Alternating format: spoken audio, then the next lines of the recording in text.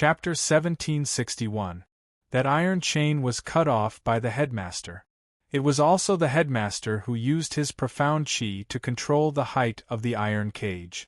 Just as those dozens of poisonous creatures crawled towards Zi Qianqian, suddenly there was another profound chi, blocking those poisonous creatures from approaching.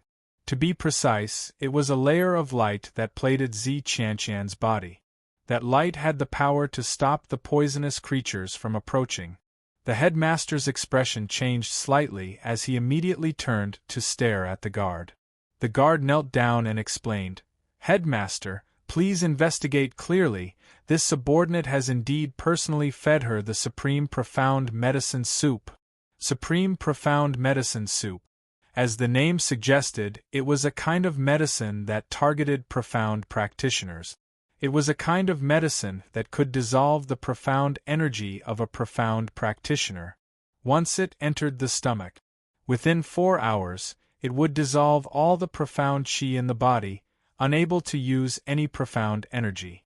Only after taking the antidote could she use profound energy normally. The power protecting her is indeed not profound energy. Yiqing Luo said lightly. A trace of craftiness flashed through her half-squinted eyes. She had almost forgotten. Zi Qianqian had a legendary grade weapon on her Tianling staff. That light on her body was the Tianling staff protecting Zi Qianqian. No wonder it was a legendary grade weapon, it had its own consciousness to protect its owner. Yiqing Luo licked her lips, a trace of scheming flashed past her eyes. Dmo Xian suddenly reached out and pulled her into his arms. A clear and deep voice sounded beside her ear, "You want it?" The minute he saw Yiqing Luo's expression, he saw through her thoughts. Yiqing Luo nodded. A legendary grade weapon was rare, how could he not want it?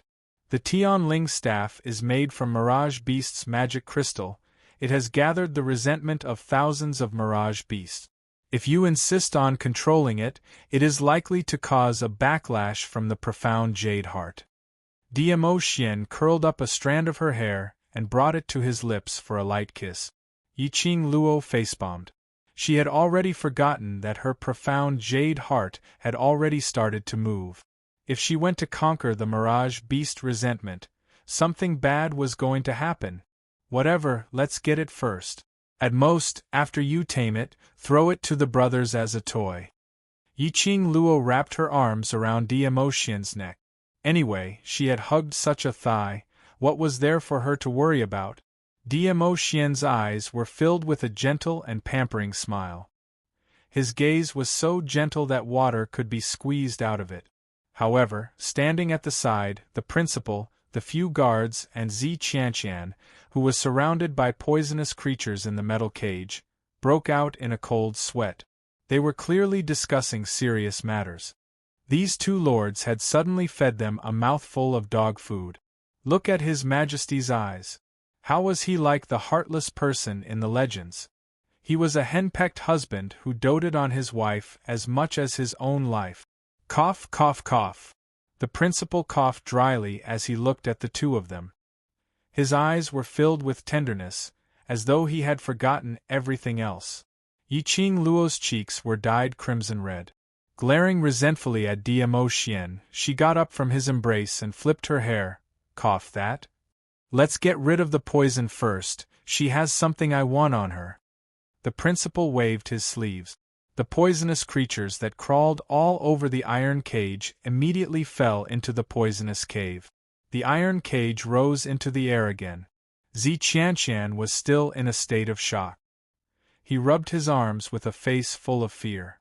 Until all the poisonous creatures were gone. She was still shivering in fear. Yiqing Luo leaped up, her red robe was like a flame poppy blossoming in the darkness, emitting a fatal temptation. She floated in midair, at the same level as Zi Qianqian. Chapter 1762. In the iron cage, Zi Qianqian was covered in blood and injuries. Her robe had long turned into shreds. That exquisite face was covered in dirt and blood. She looked like a crazy woman. She screamed hysterically and cursed at the top of her lungs, venting all the hatred in her heart. Not convinced. Yiqing Luo's lips curled upwards as her smile was peerlessly beautiful. Suddenly, her eyes turned cold as it was tainted with a bloodthirsty chill. Even if you're not convinced, you'd better hold it in. You slut. Zi Qianqian was frightened by her gaze as she shrunk back. Zi Qianqian, you keep saying that student Yiqing Luo is the mastermind and colluded with the dark forces. Do you have any evidence? The principal asked. I don't have any evidence. But for her wastrel body to suddenly become so powerful, other than the dark forces' secret arts, what other explanation is there? Zi Qianqian insisted on Yiqing Luo. What rubbish are you talking about? How could Madame Yiqing Luo possibly collude with the dark forces?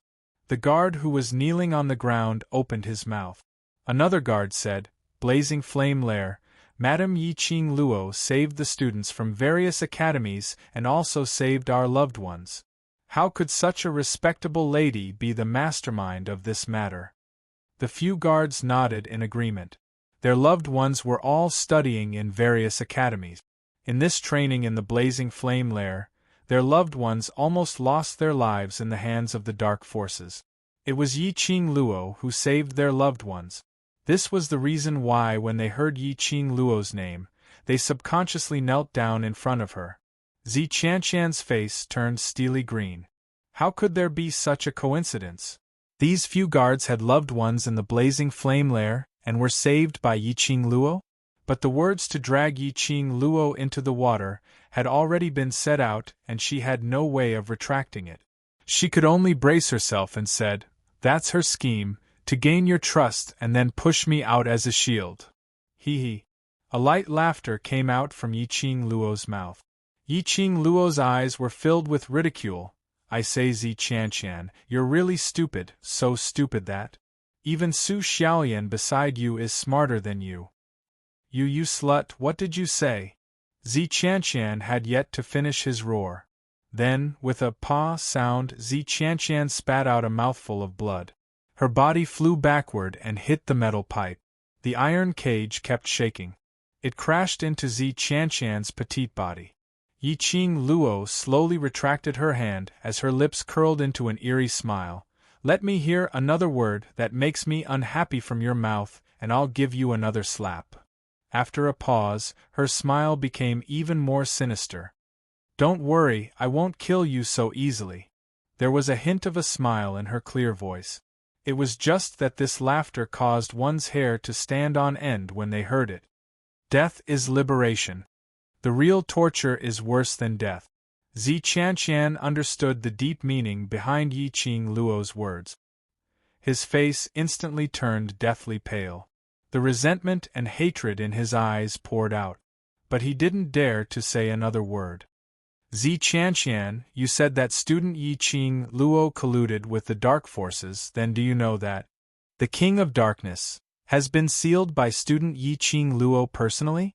The principal saw Yiqing Luo's actions but didn't have any intention to stop her. Instead, he looked at Zi Qianqian in a dignified manner. Zi Qianqian clutched his chest as he coughed. Chapter 1763. Yiqing Luo sealed the King of Darkness? King of Darkness? How could this be? However, these words came from the dean's mouth. Those guards' attitude towards Yiqing Luo was unprecedentedly respectful and grateful. Zi Qianqian had no choice but to believe it. Yiqing Luo sealed the King of Darkness, which meant that Yiqing Luo had annihilated the King of Darkness. But she remembered. She remembered it clearly.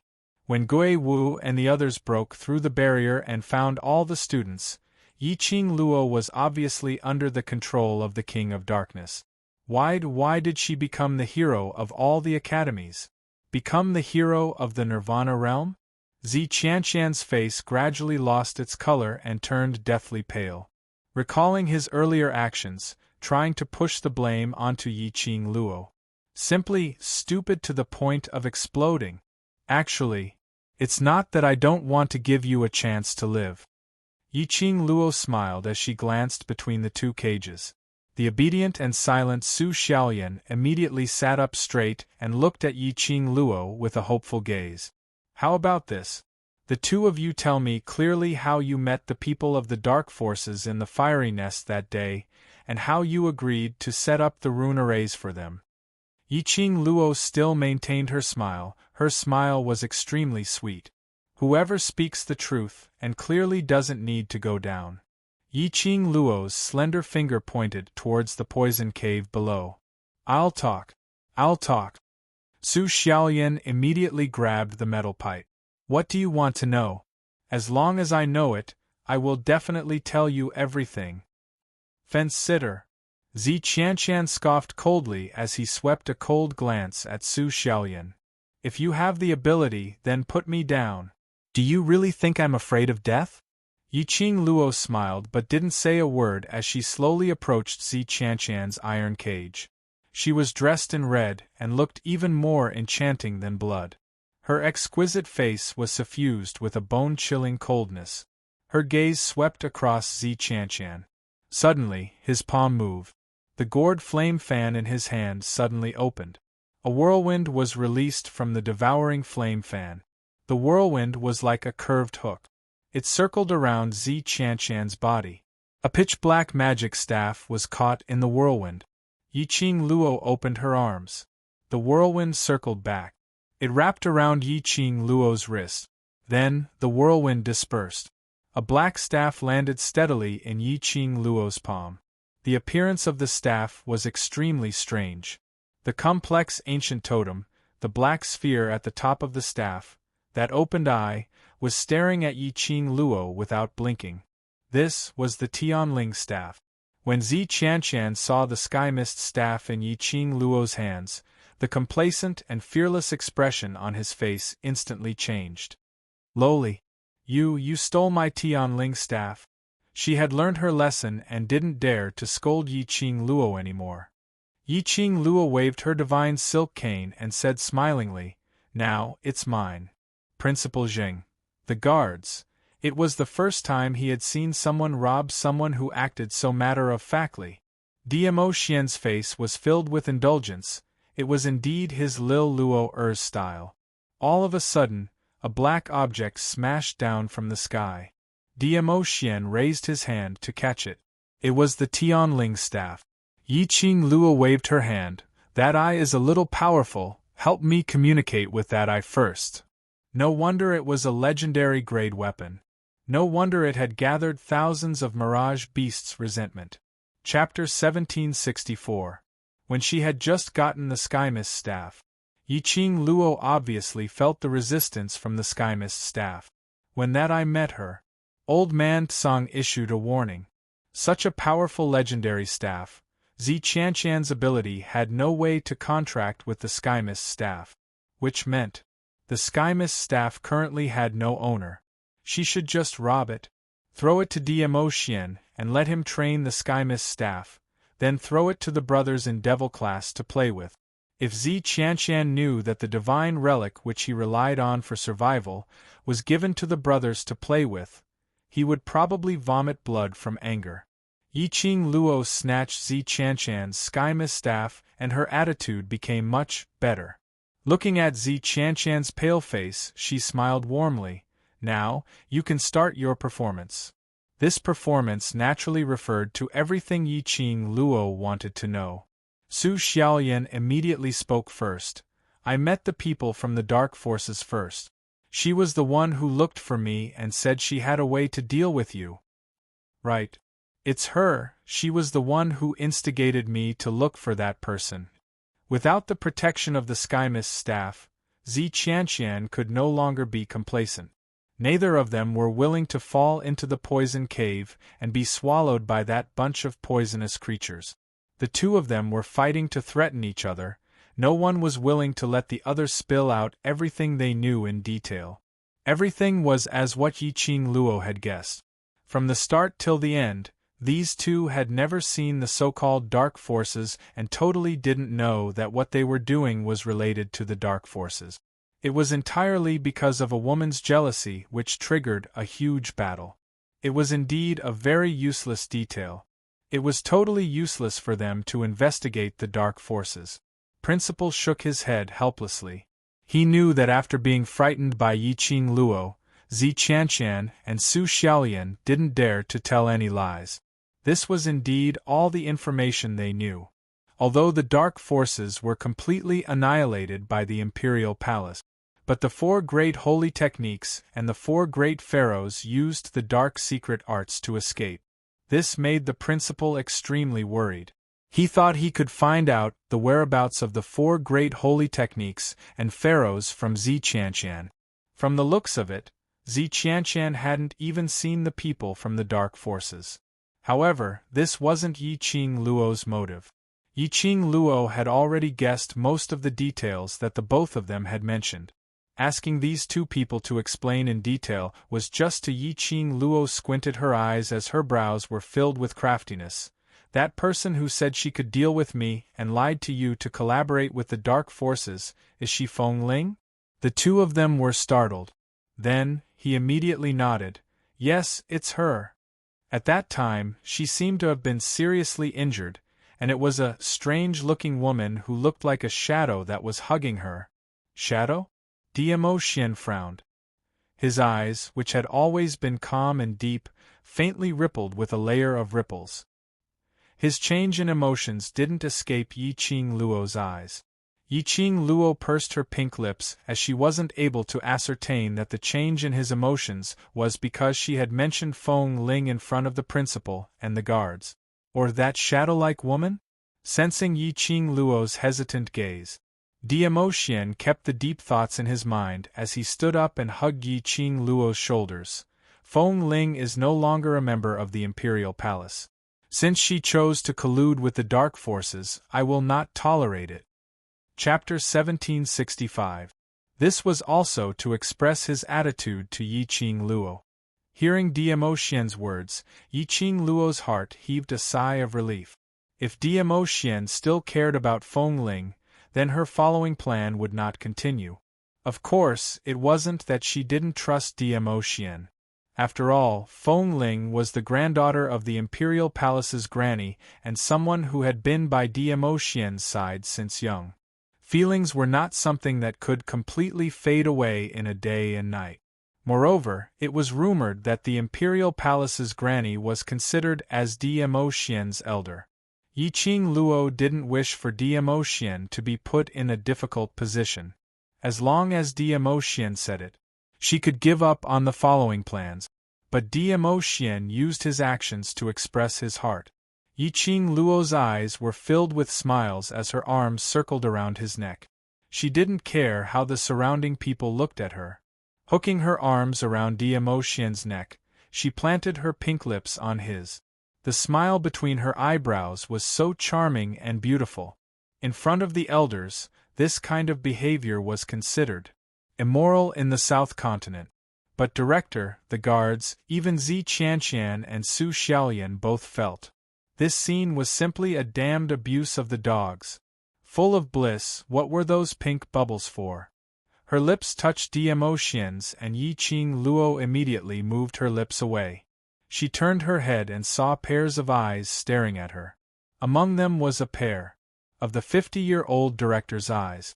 Yi Qing Luo's heart suddenly rose a sense of shyness. She covered her face with both hands as she buried her head into Diamo Xian's arms. Oh no, I was too happy and forgot the occasion. Diamo Xian's eyes were filled with smiles as his slender fingers gently brushed past her hair. It's all right, my woman doesn't need to care about the occasion. Su Qing Luo exploded. Yi Qing Luo expressed that her little heart couldn't take Diamo Xian's fierce teasing. She heard director couldn't suppress his low laughter. Yi Qing Luo's face turned redder. She cleared her throat and changed the topic, going according to her original plan. Director, the person who colluded with the dark forces is Feng Ling. She made use of Zi Qianqian and Su Xiaolian's hatred towards me and instigated them to help the dark forces. Then, after the matter was exposed, she fled without a trace. She has such an understanding of runes and had Zi Qianqian and Su Xiaolian bury the formation cores for the forces of darkness even when Master Ghost Martial Arts' profound light mirror was unable to detect them. From this, it can be seen that the relationship between wind chimes and the forces of darkness is not as simple as using each other. Her tone was filled with righteous indignation. Listening to this tone, even Zi Qianqian felt that Feng Ling was extremely despicable. After using them, she escaped by herself. This wind chimes, naturally, they had heard of it before. The granddaughter of the imperial palace's granny. She always claimed that she was the future mistress of the imperial palace, the future empress. Unexpectedly, he was actually involved with the dark forces. Could it be? The principal's gaze went back and forth between Yiqing Luo and Diamo Xian. Suddenly, 4 words appeared in his mind. Love turned to hate. The Overlord must have fallen in love with Yiqing Luo. This caused Feng Ling to not be able to get what she wanted, so she sought help from the dark forces to kill Yiqing Luo and snatch back the Overlord. In an instant, the principal and the guards had already imagined a melodramatic love drama. Principal. Just as he was imagining, the principal suddenly heard Yiqing Luo's call. He suddenly regained his senses as he looked at Yiqing Luo. Chapter 1766. Principal nodded slightly, indicating for Yiqing Luo to speak directly. Yiqing Luo replied solemnly, I hope Principal can use the headquarters name to issue a warrant for Feng Ling's arrest in Nirvana Realm. Her portrait, I will pass it to you later. As long as you bring Feng Ling to the headquarters and hand her over to you, I will give you 10,000 gold coins and a bottle of high-grade medicinal pills as a reward. Principal was stunned, but his attention was placed on Yiqing Luo's last sentence. High-grade medicinal pills? High-grade medicinal pills? And a bottle? Even with the Overlord, there was no need to be so overbearing, right? It was hard to find a master alchemist, and even further south in Nirvana Realm. To be able to refine high-grade medicinal pills, the master alchemist must at least be a grandmaster alchemist or above. Grandmaster Alchemist. In the entire South Continent, probably only the Alchemist Guild was able to see it, or those large clans who used their wealth to nurture a Grandmaster Alchemist. Even the headquarters only had one apothecary at the level of a medicine ancestor. Moreover, this Grandmaster Alchemist didn't dare to use a bottle of high-grade medicinal pills as a reward. Not enough. Yiqing Luo misunderstood Principal's meaning. Principal's expression kept changing. Can you tell me, how many high-grade medicinal pills do you have on you? Yiqing Luo finally understood the reason for Principal's astonished expression. She blinked her eyes and smiled innocently. The ghost doctor is my Shifu. Principal was stunned. Master? That ghost doctor who was known as Ghost Hand Doctor was actually Yiqing Luo's master? No wonder. When Yiqing Luo was saved by Diamo Xian, ghost doctor who hated trouble, came all the way to South Continent to treat Yiqing Luo. And he treated her for a total of 3 days and 3 nights.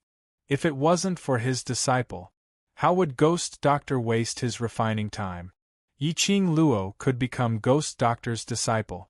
In terms of refining pills, she must have an extremely strong innate talent. Casually rewarding a bottle of high-grade medicinal pills indeed suited Ghost Doctor's disciple's character.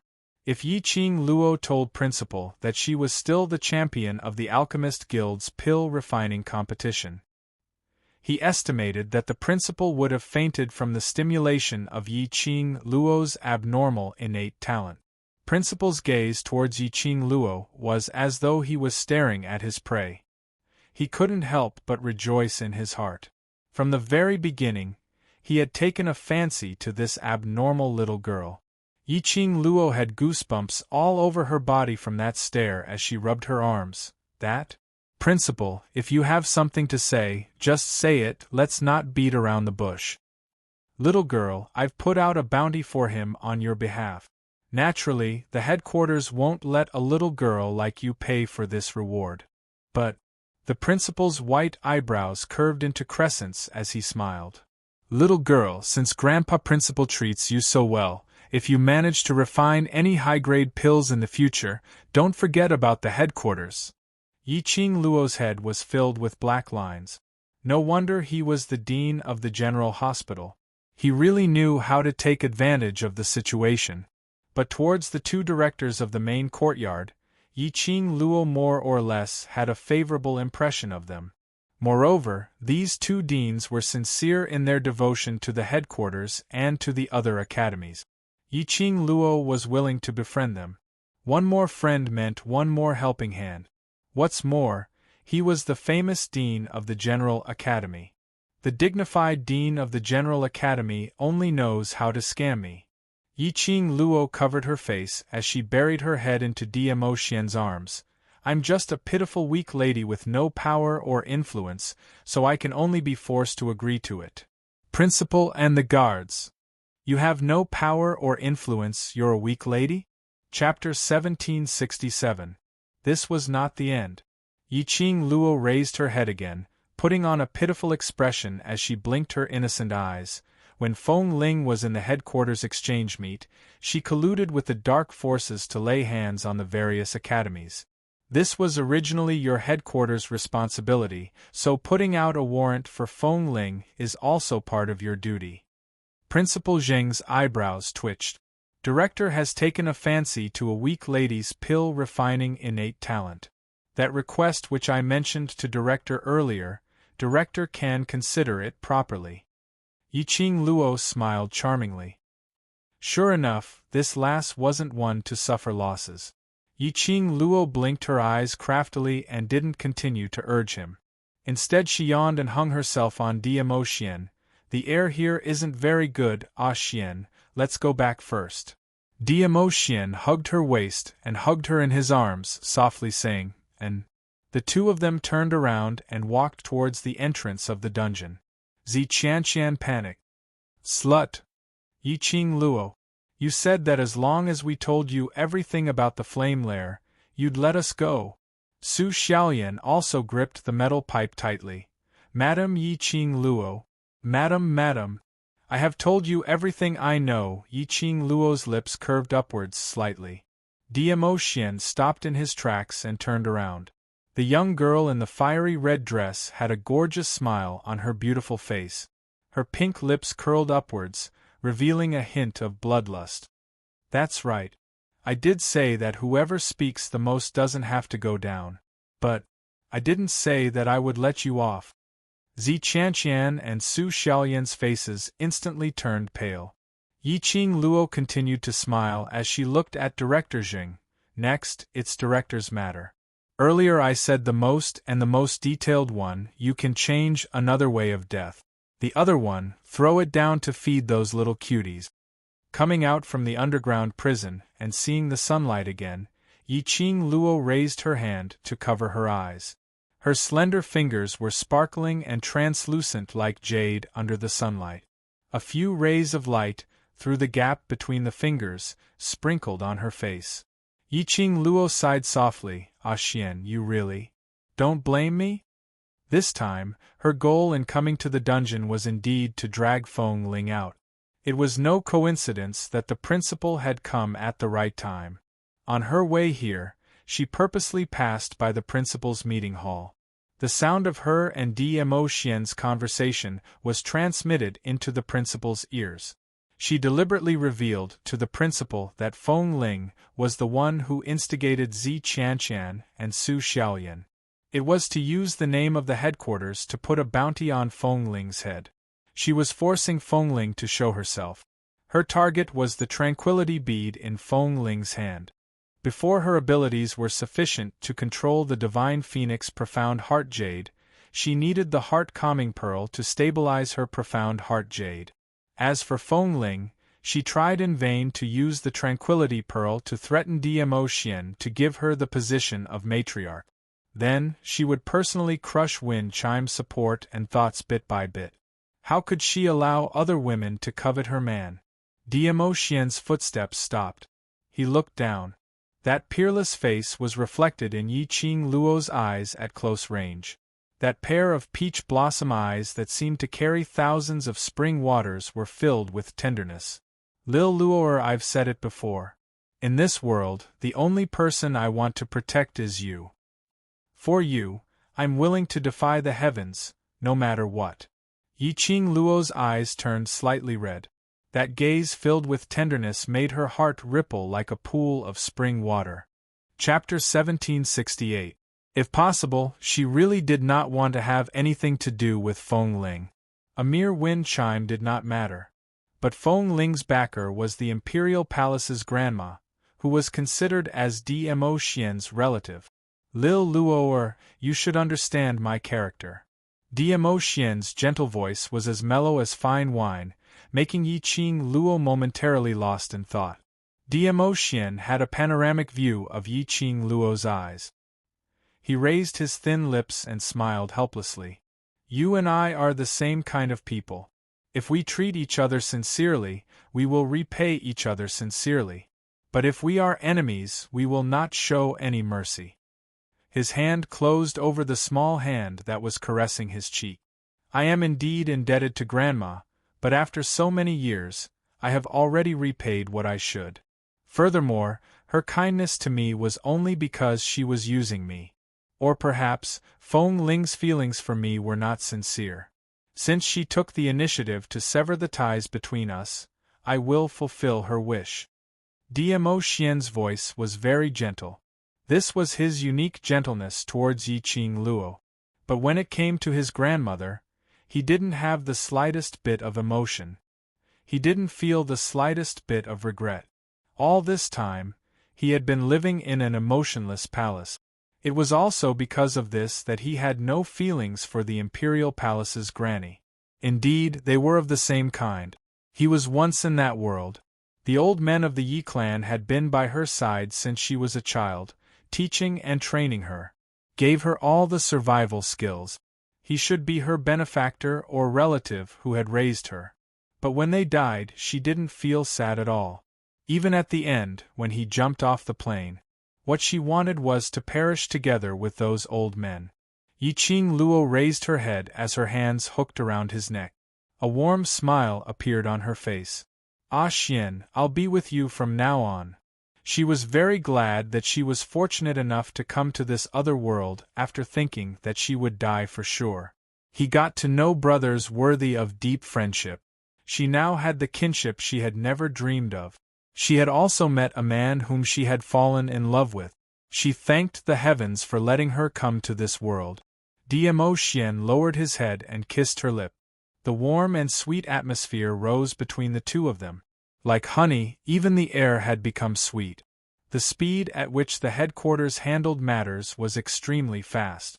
In just 2 hours, the headquarters had already copied thousands, tens of thousands of portraits based on the portraits which Yi Qing Luo had provided.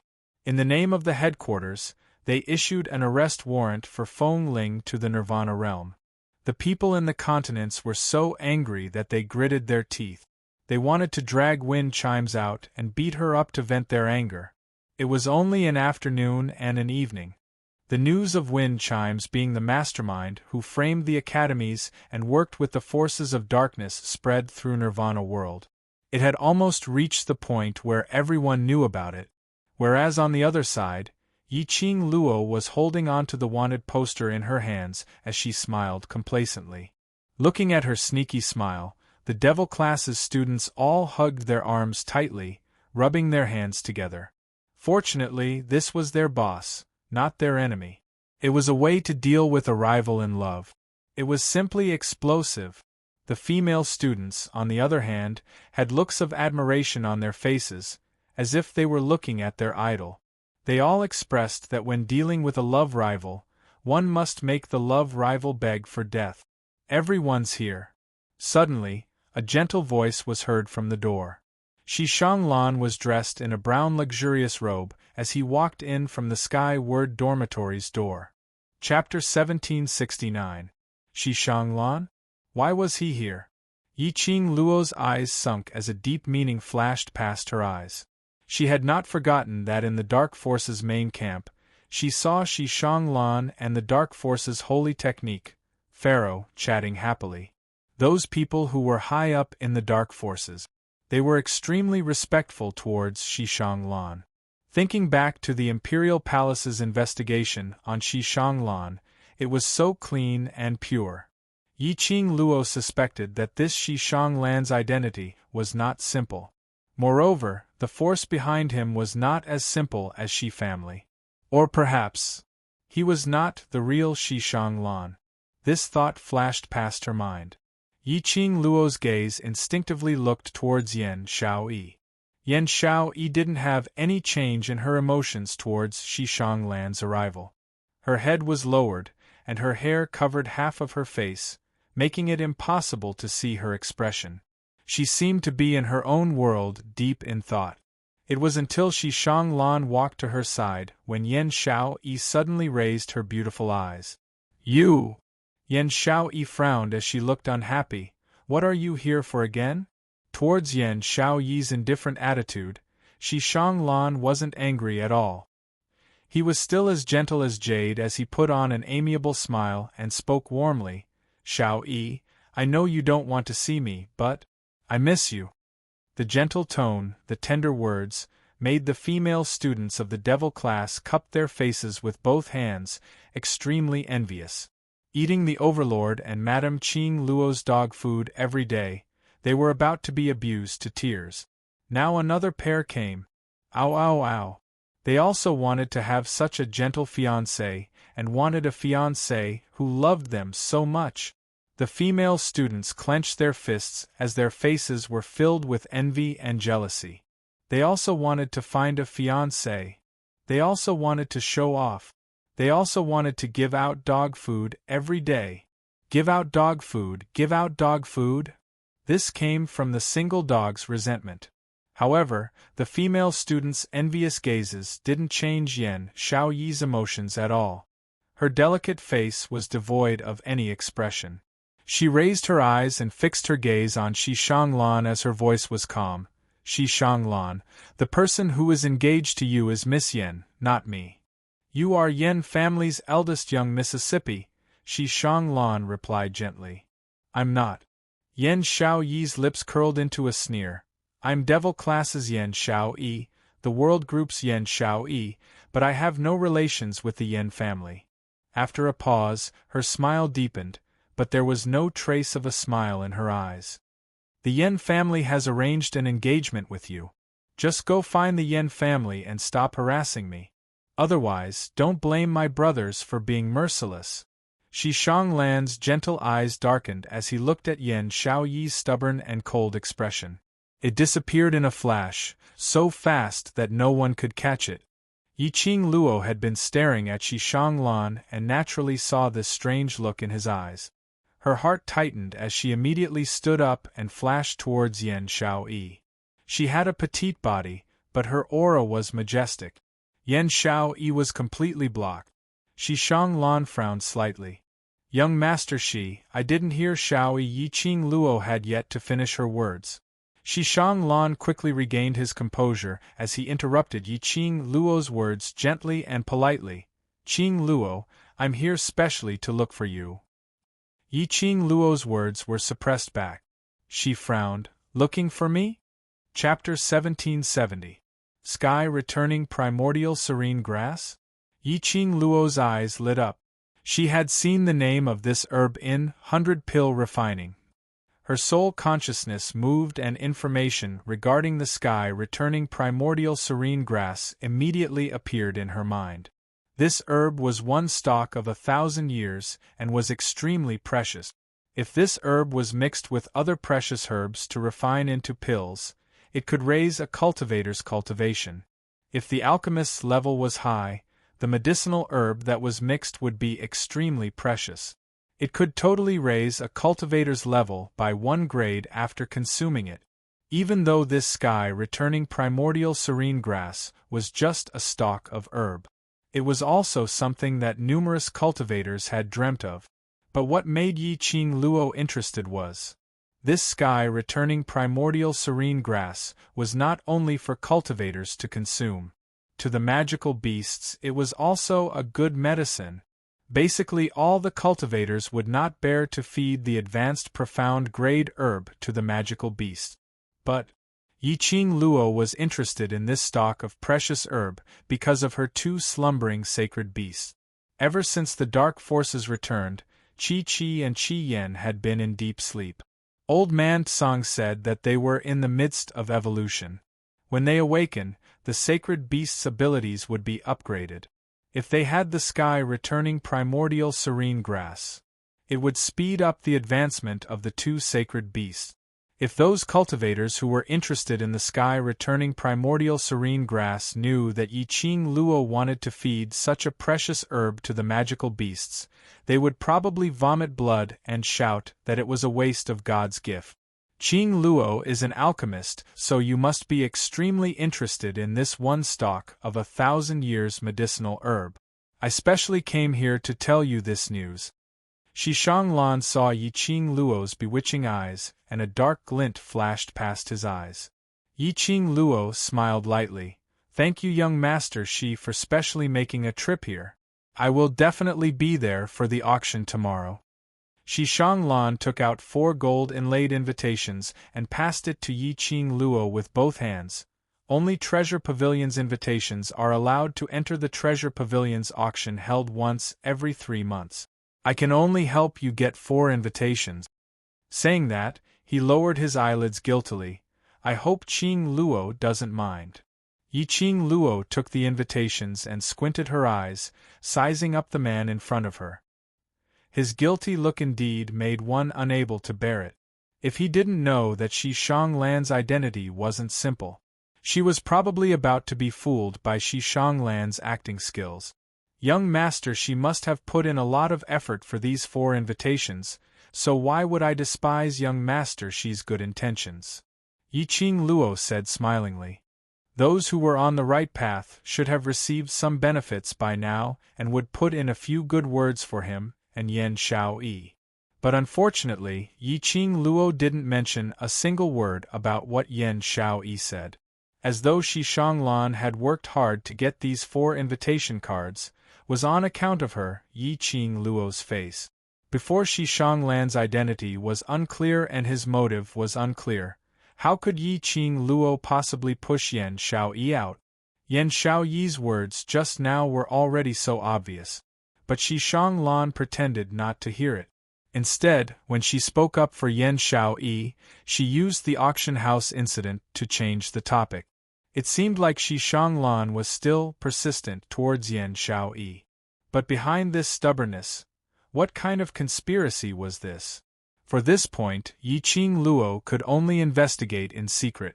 Qing Luo, tomorrow. Can you count Xiaoyi in? Shi Shanglan saw Yi Qing Luo intentionally acting dumb, so he could only bring it up himself. He suppressed his voice, as though he was afraid that Yan Xiaoyi would get angry. Chapter 1771.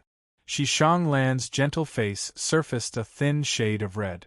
Shi Shanglan was already in his 20s, and according to his current status, every single woman around him had at least touched a woman in the past. Now that he revealed an innocent young man's expression, it totally didn't have that kind of pretentious feeling. On the contrary, it made one's heart palpitate wildly. This was indeed a kind of strange charisma. Yi Qing Luo concealed the deep meaning in her eyes as she smiled sweetly. If Xiaoyi is willing to go, I will naturally bring her along. Her underlying meaning was also hinting at Yan Xiaoyi's rejection towards him. However, Shi Shanglan was prepared to play dumb till the end. His eyes shone as he replied joyfully, Xiaoyi will definitely be willing. Saying that, he cupped his fists towards the surrounding devil-class students as he spoke gently. My invitation has already been sent, so I won't disturb you all any further. Young Master Shi, it's already noon, why not stay for lunch? We haven't seen each other for a long time. Young Master Shi, don't be in a hurry to leave. Young Master Shi, the few moves that you taught us previously haven't been taught the next few moves. After lunch, can you guide us again? Devil class's students saw that he was about to leave, and all of them went forward reluctantly. Their faces were filled with pleading and unwillingness as they tugged at Shi Shanglan's sleeves. Yi Qing Luo's lips twitched as she watched. Once again, she expressed her admiration towards that ghost doctor Shi Shanglan's charisma. Wasn't it just because they stayed in the Shi family's courtyard for a period of time? How did their relationship develop to that of brothers? Recalling the time when they left the Shi family's courtyard, Devil class's students seemed to be a little distant towards her.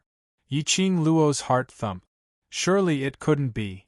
Shi Shanglan had been brainwashing the Devil class's students? Shi Shanglan was tugged by the students as he looked towards Yiqing Luo helplessly, as though he was asking for her opinion.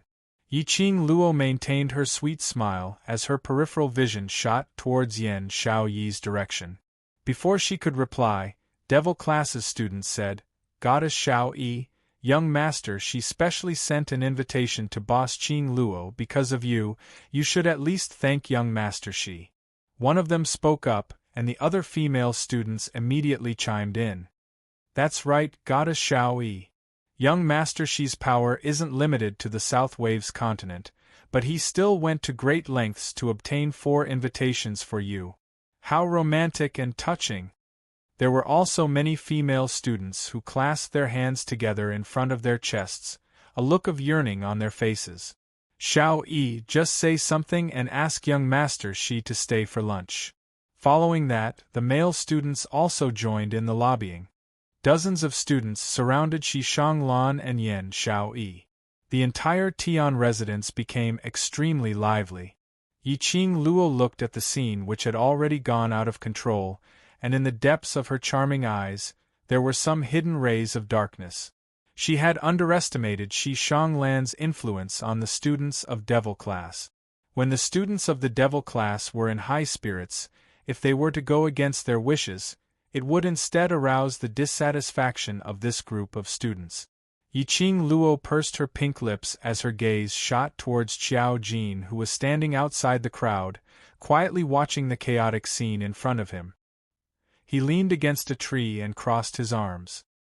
His expression was calm and indifferent, as though the scene in front of him had nothing to do with him at all. If it wasn't for the forbearance and grief in his eyes, Yiqing Luo would have thought that Qiao Jin really had no feelings towards Yan Shao-yi. He obviously knew that Yan Shao-yi didn't like Shi Shanglan. Chapter 1772. Yiqing Luo couldn't understand why Qiao Jin liked Yan Shao-yi so much. After waiting for some time, Qiao Jin didn't take any action. Those Devil class students who were surrounding Shi Shanglan and Yan Shao-yi started to lead the tempo with great enthusiasm. Seeing the flash of complacency in Shi Shanglan's eyes, Yiqing Luo didn't want to wait any longer. She only had one thought now. Other than her Xian, all the other men were unreliable. "You all." She hadn't even shouted the word enough out. An even more explosive voice was heard. "If you want to eat, go eat with him." Yan Shaoyi's face was as cold as ice as she waved her arm. A burst of invisible profound qi was released from her body. The profound qi opened a path for the Devil class students. Yan Shaoyi walked straight ahead. The Devil class students crowded around her too tightly. Yan Shaoyi's push made the group of students fall onto the ground one after another. "Shaoyi! Shaoyi, don't go!" Shi Shanglan looked at Yan Shaoyi's departing figure as he anxiously chased after her. But the students behind him fell onto the ground one by one, and he revealed a guilty look as he turned back to help those students up. "Are you all right? Did you fall anywhere?" Shi Shanglan's concerned voice was as gentle as the spring breeze. His expression was filled with concern. "Don't blame Shao-yi, she's in a bad mood today and I've been pestering her, it's all my fault." "Young Master Shi, how could this be your fault?" "Young Master Shi, don't blame yourself. We all know Goddess Shao-yi's character. She's just shy." The students rubbed the areas where they fell as they shook their heads, comforting Shi Shanglan. Suddenly, the female student who fell the hardest rubbed her bruised elbow. She looked at Shi Shanglan, who was acting like a humble young master, and kept apologizing.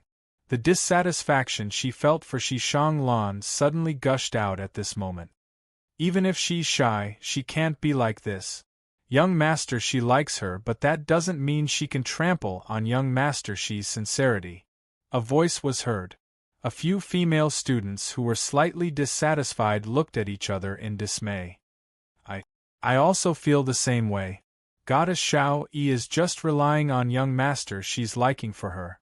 Young master she had painstakingly helped boss Qing Luo to obtain 4 invitations from the treasure-gathering chambers, so it's totally not a problem for young master she to stay for a meal. Exactly.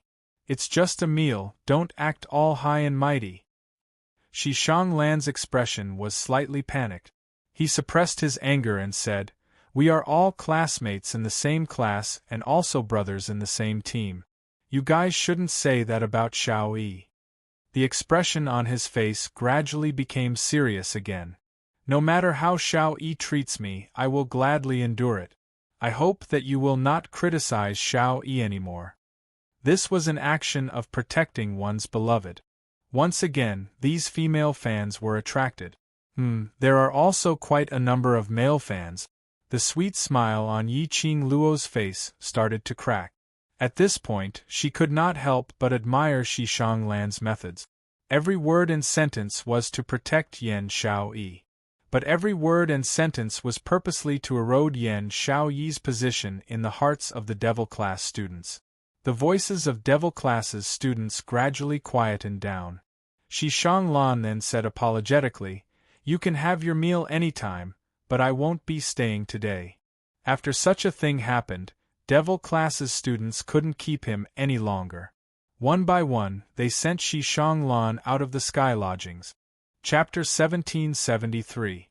As Yan Xiao Yi left in a rage, Devil class's students quietly dispersed after sending Shi Shanglan off. Apparently, no one had the mood to eat lunch. The moment the word heaven left, it fell into silence once again. Yi Qing Luo's gaze lightly swept past those few people who were still in the courtyard. Her vision finally stopped on Qiao Jin. She lightly curled her lips as her eyes revealed some ridicule. "Are you satisfied?"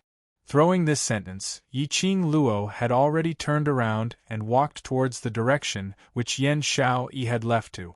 Under the big tree, the man with his arms crossed slowly stood up straight. His hands fell to the sides of his body. He hung his head dejectedly, as his body emitted a thick, sorrowful atmosphere.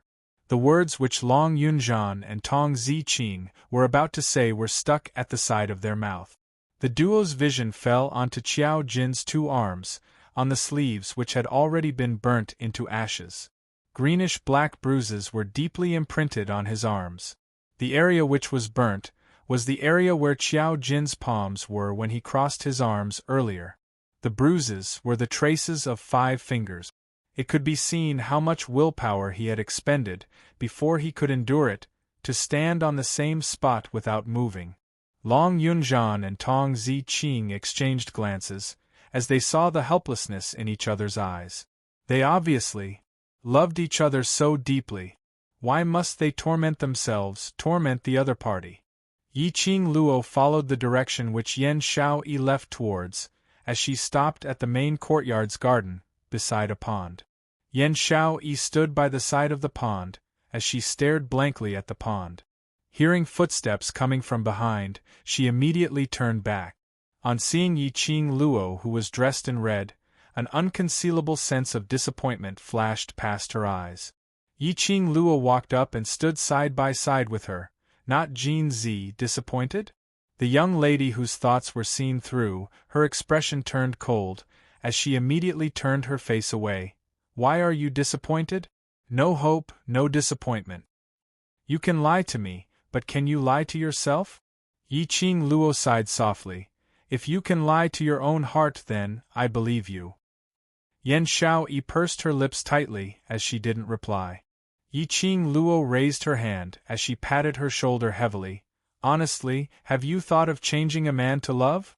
Yan Xiao Yi's petite body stiffened. She glanced sideways at him. "What about you? Can you give up on His Majesty?" "I'm different from you." Yi Qing Luo shook her head. "He's willing to say that he loves me, and he will let me know that he loves me."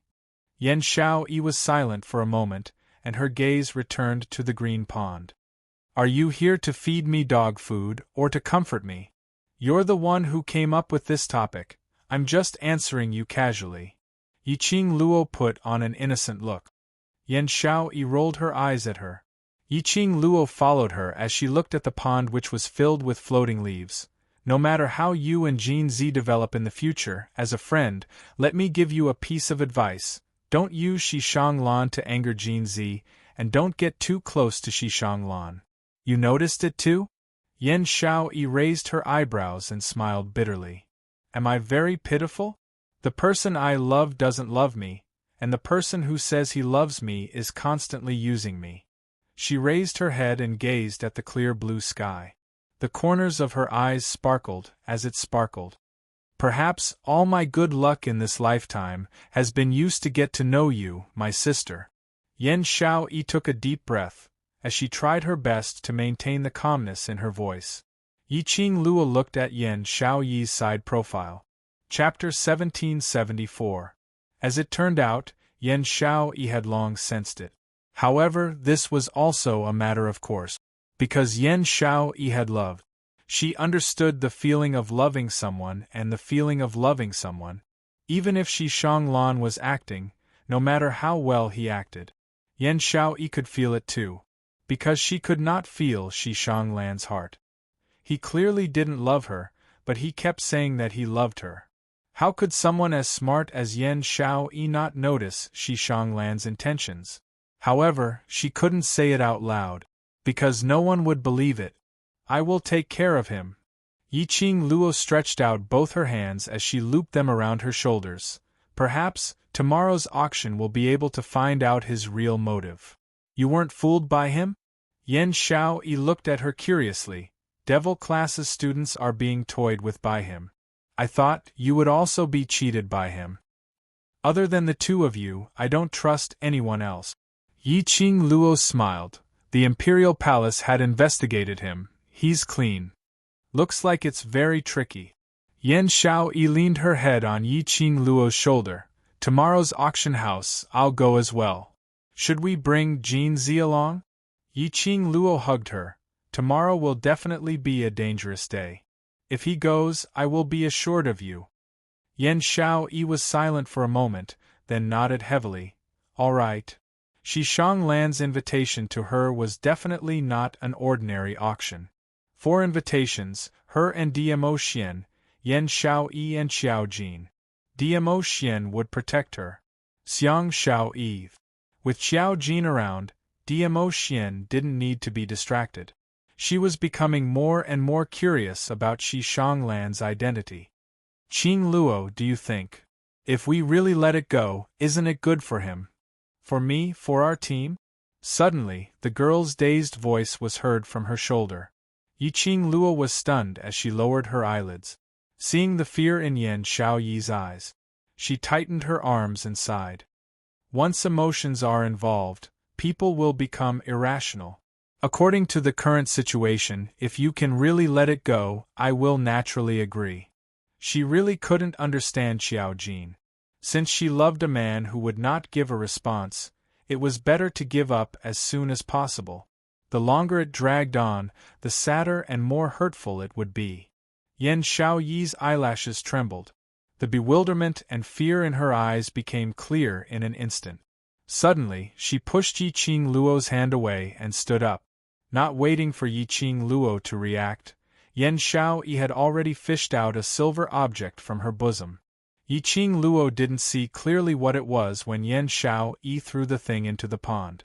Yan Xiaoyi's actions were swift and decisive. It was as if he was afraid that he would hesitate and regret it. With a flash of silver light, the item sank into the water.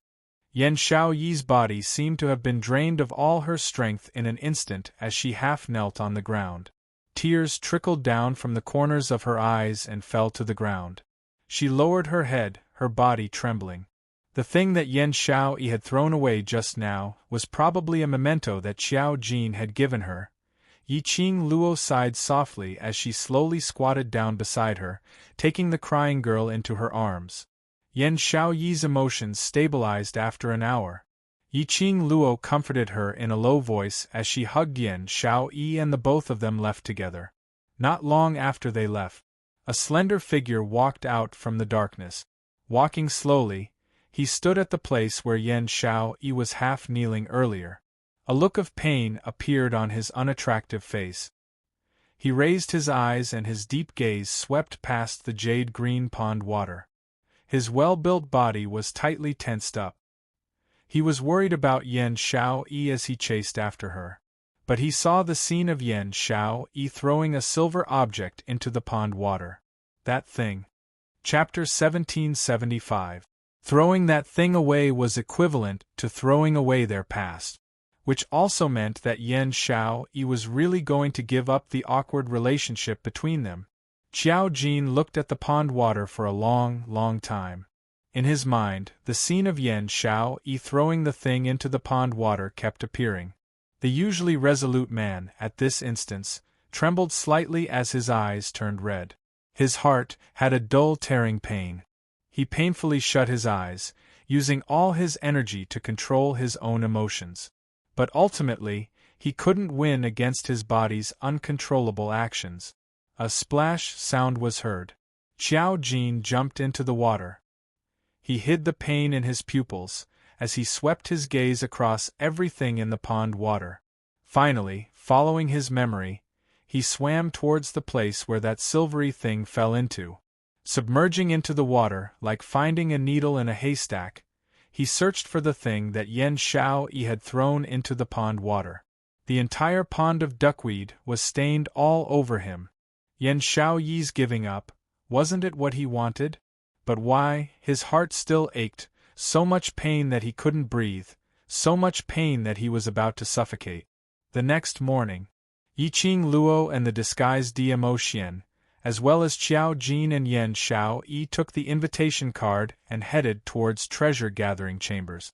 As the saying goes, know yourself and know your enemy, and you will emerge victorious in every battle. Yiqing Luo had long gotten all the information regarding treasure-gathering chambers from Tao Zi. Treasure-gathering chambers was South Continent's biggest auction house, and could be said to have monopolized the entire South Continent's rare treasures auctions. Other auction houses were totally unable to be compared to treasure-gathering chambers. Moreover, this treasure-gathering chambers, other than the two powerhouses supporting it on the surface, rumor had it that the powerhouse behind it was a mysterious large clan. This clan was mysterious. No one in Nirvana realm knew about it. Unfortunately, this mysterious clan couldn't be investigated and couldn't be offended. It was rumored that a large family from another continent wanted to create trouble at treasure-gathering chambers. Not to mention that they were chased out by treasure-gathering chambers guards. In less than half a month, that large family was exterminated. No one in the family survived. There were at least hundreds of similar examples. As time passed, treasure-gathering chambers mysterious and powerful started to spread in Nirvana realm. And in a short span of a few years, it had become South Continent and even Nirvana realm's auction houses. However, this Jubao Pavilion was indeed capable. The auction was held once every 3 months, and the 10 treasures that were brought out every time would set off a wave in every continent. There were also people from other continents who had traveled thousands of miles from other continents to attend the auction. After reading all the information, Yiqing Luo turned her head to look at the man beside her. Even though half of his handsome face was covered, his temperament was still outstanding. What kind of power is the mysterious family behind Zhu Bao Pavilion? There's nothing about this mysterious family in Peach's information. Diamo Xian's gaze swept across the information in Yiqing Luo's hands. If the 3,000 peach blossoms can really investigate the powerhouse behind the treasure-gathering chamber, then this so-called mysterious clan isn't considered mysterious anymore. Yiqing Luo curled her lips. My peach's detection ability is very strong, all right. Diamo Xian only smiled. The 4 of them arrived at the entrance of Jubao Pavilion. The auction ceremony was filled with people coming and going, and early in the morning, it was already a boiling cauldron of voices. Countless high-ranking officials and dignitaries were crowded at the entrance, waiting to enter the treasure-gathering pavilion. Outside the treasure-gathering pavilion, 2 rows of guards stood ramrod straight. A row of 10 people, each guard's profound grade was earth profound and above. No wonder it was treasure-gathering chamber, each and every one of the guards were all generous. Following that, 2 middle-aged men dressed in brocade robes walked out from treasure-gathering chamber. Their expressions were grave, extremely solemn. Chapter 1776. These 2 people were the manager and deputy manager of treasure-gathering pavilion, who were in charge of checking the invitations. Their checks were extremely strict. Those high-ranking officials were used to being arrogant, and when faced with such strict checks from the 2 managers, they didn't show any signs of unhappiness, as all of them were extremely cooperative. There were many people who entered treasure-gathering pavilion, and all of them were queuing at the back, waiting to enter. Yiqing Luo and the other 3 were not considered early, so they stood at the back of the queue in an orderly manner, waiting to be checked together with the various high-ranking officials. As they waited, there was another long queue at the back. The more people there were, the livelier it became outside treasure-gathering pavilion. There were quite a number of high-ranking officials who directly took the opportunity to build relationships with each other. There were also quite a number of families from other continents who started to flaunt their existence. The more people there were, the more mouths there were. Very quickly, there were noises coming from the queue. Plop! A heavy object fell to the ground. A person was pushed out from the group and fell on his face in a sorry state. Amidst the noise, there were a few ladies' scornful ridicule. "You trash, you actually dare to participate in the auction ceremony, do you know what place this is?" The one who was pushed onto the ground was a neatly dressed young man with delicate looks. He climbed up from the ground and looked at the person who pushed him out timidly. I know this is the auction ceremony, I have an invitation, why can't I come?" "Invitation? Just based on you?" The lady sneered in disdain. "You must have stolen this invitation. You're just a trash with no background at all. Where did you get this invitation from? What's the use of saying so much? Bring his invitation over and we'll know if it's real or fake." Another lady chimed in. When the other ladies heard that, they all nodded their heads in agreement. 4 ladies dashed out from the queue and grabbed the young man's collar as they searched for the invitation on his body. These few ladies were around 15 to 16 years old, while the young man looked like he was 16 to 17 years old. A dispute between the youngsters. The various powerhouses naturally wouldn't stir up trouble. They just treated it as waiting for time to watch a farce. The young man struggled frantically. "What are you doing? Of course my invitation is real, let go of me." His struggles couldn't resist the 4 ladies. Not long after, a woman took out a golden-laid invitation card from his body. The woman looked at the invitation in surprise. "This kid really has an invitation? Open it and see if it's his name." Another woman snatched it and opened it. A few heads leaned forward and saw the name on the invitation. Their expressions were a little strange. "He's just a piece of trash. How could he have an invitation?" "This is an imitation, right?" "That's right, this must be a fake invitation that the little trash made to sneak into the auction." The 4 women looked at each other and smiled, seeing the disdain in each other's eyes. Suddenly, the woman holding the invitation raised the invitation high up and took a step back.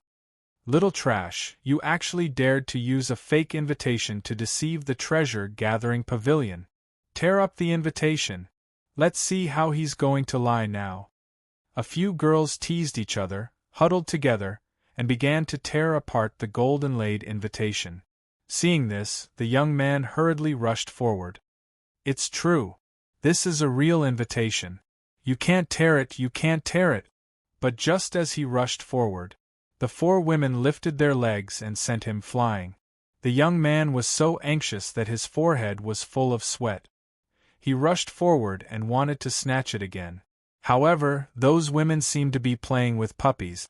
Chapter 1777. The invitation card was raised up high. The young man's eyes were red and filled with panic as he stared at that invitation card without blinking. The ladies laughed together as they pointed at the young man and ridiculed him. Little waste, even if you brought the invitation card into the treasure pavilion, you don't have any money to bid for it. I'm doing this for your own good, in order not to let you throw the Alchemist Guild's face. The lady laughed loudly as she tugged at that invitation card, preparing to release her profound chi to destroy the invitation card. Suddenly, the lady's wrist, which was using her profound chi, was struck by a sharp pain. Following that, the invitation card in the lady's hand was swept away by a hurricane. The invitation followed the hurricane and landed on a palm that was as fair as jade. Which blind thing dares to snatch my invitation card? The lady's face flushed red from anger when her invitation card was snatched away as she turned her head and stared at the person who snatched the invitation card. When the lady's vision fell onto the person who opened the invitation card and looked at it leisurely, their expressions changed drastically. Yi-Ching Luo. It's you. It's you. A lady covered her mouth as her eyes widened as she looked at Yi-Ching Luo. Hearing this name, the other ladies all looked over. Immediately their faces turned pale. And the young man who was kicked on the ground raised his head abruptly when he heard this name. A sliver of joy appeared in his eyes. Miss Yi Yu? Why are you here too? The young lady was dressed in a fiery red robe, peerlessly beautiful. Her devastatingly beautiful face made everyone's gazes congeal on her. Her sweet smile could charm all living beings. She was talking about this red-robed young lady. Yi-Ching Luo waved the invitation card in her hand. Bai Ming-che, do you want it? The young man's eyes widened. Yes. This young man was the one whom Yi-Ching Luo and the Mu brothers met when they headed to the Alchemist Guild to take part in the Alchemist Guild's competition. Bai Ming-che. Yes, those 4 women were the ones who broke her stone table in the Alchemist Union's competition and spread rumors that she had used her body to seduce the Alchemist Union's young master in an attempt to win first place. Ever since the Alchemist Guild, she had almost thrown these few people to the back of her mind. She had not expected to meet them in the South Continent. These people were still as arrogant as ever. If you want, use them to exchange. Yi-Ching Luo's lips curled upwards as she raised her eyebrows with a smile which didn't look like a smile. They was obviously referring to these 4 women. Bai Ming-che's expression changed. How can I take it? Use your hands. Yi-Ching Luo held the invitation between 2 fingers. Of course, if you don't want this invitation, then you can turn around and leave. Of course I want it. Bai Ming-che said hurriedly, his handsome face full of anxiety and uneasiness. But how can I? He looked at the 4 fiendish women and was so anxious that he was about to cry. How was it possible for him to get the invitations from these 4 women? If he had this ability, he wouldn't have been bullied by these 4 women. Yi-Ching Luo shrugged her shoulders. If martial arts don't work, then poison. Anyway, as long as no one dies, we can play however we want. Poison? Bai Ming-che was startled. Her clear and pure eyes blinked. That's right. He couldn't defeat these 4 women, but he was an expert in refining pills. His alchemy innate talent was much stronger than these 4 women. As long as he knew his limits and didn't kill them, wouldn't he be able to solve the problem by poisoning them? Chapter 1778. The 4 ladies' faces sunk as they pointed at Yi-Ching Luo and started scolding her. Slut! What did you say? You hit me and still dare to let this little waste poison us? Do you believe that I will not let you see tomorrow's sun? Relying on the fact that they had the advantage in numbers, the 4 women were not afraid at all. This Yi-Ching Luo had indeed shone brightly in the Alchemist Guild. But that was only limited to alchemy talent. Generally speaking, alchemists needed a lot of time to research and practice before they could raise the success rate of alchemy step by step. Because of this, those talented alchemists would absolutely not spend time to cultivate profound qi. Moreover, their family members were rushing over to the treasure-gathering pavilion. The other two ladies pointed at Bai Mingche. Little waist, if you dare to touch us, don't think that just because you've become a disciple of the Alchemist Guild, our Zhao family won't dare to touch you. My Qian family too. And my Sun family. My Li family. Zhao and Li family were both in the South Continent and were considered as famous and influential families. There were also a few genius profound practitioners who were famous in the Jianghu, and they were doing quite well in the Jianghu. Whereas the Qian family was a large family in the North Continent. Sun family was a large family in the East Continent, and it was rumored that they were related to the royal family. These four families, which were neither too big nor too small, had been connected by marriage for generations. Because of this, the four young ladies from the four families often mingled together and acted in collusion.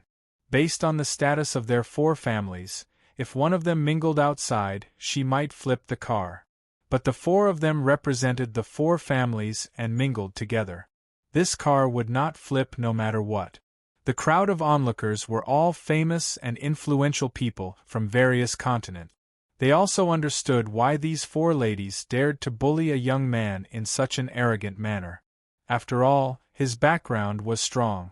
Luckily they didn't speak up for that young man earlier. Otherwise it would be troublesome if they got involved with the four families. They weren't afraid of trouble. It was mainly because they didn't want to stir up trouble. Everyone's gazes looked towards Yiqing Luo, who had stepped out to stop them.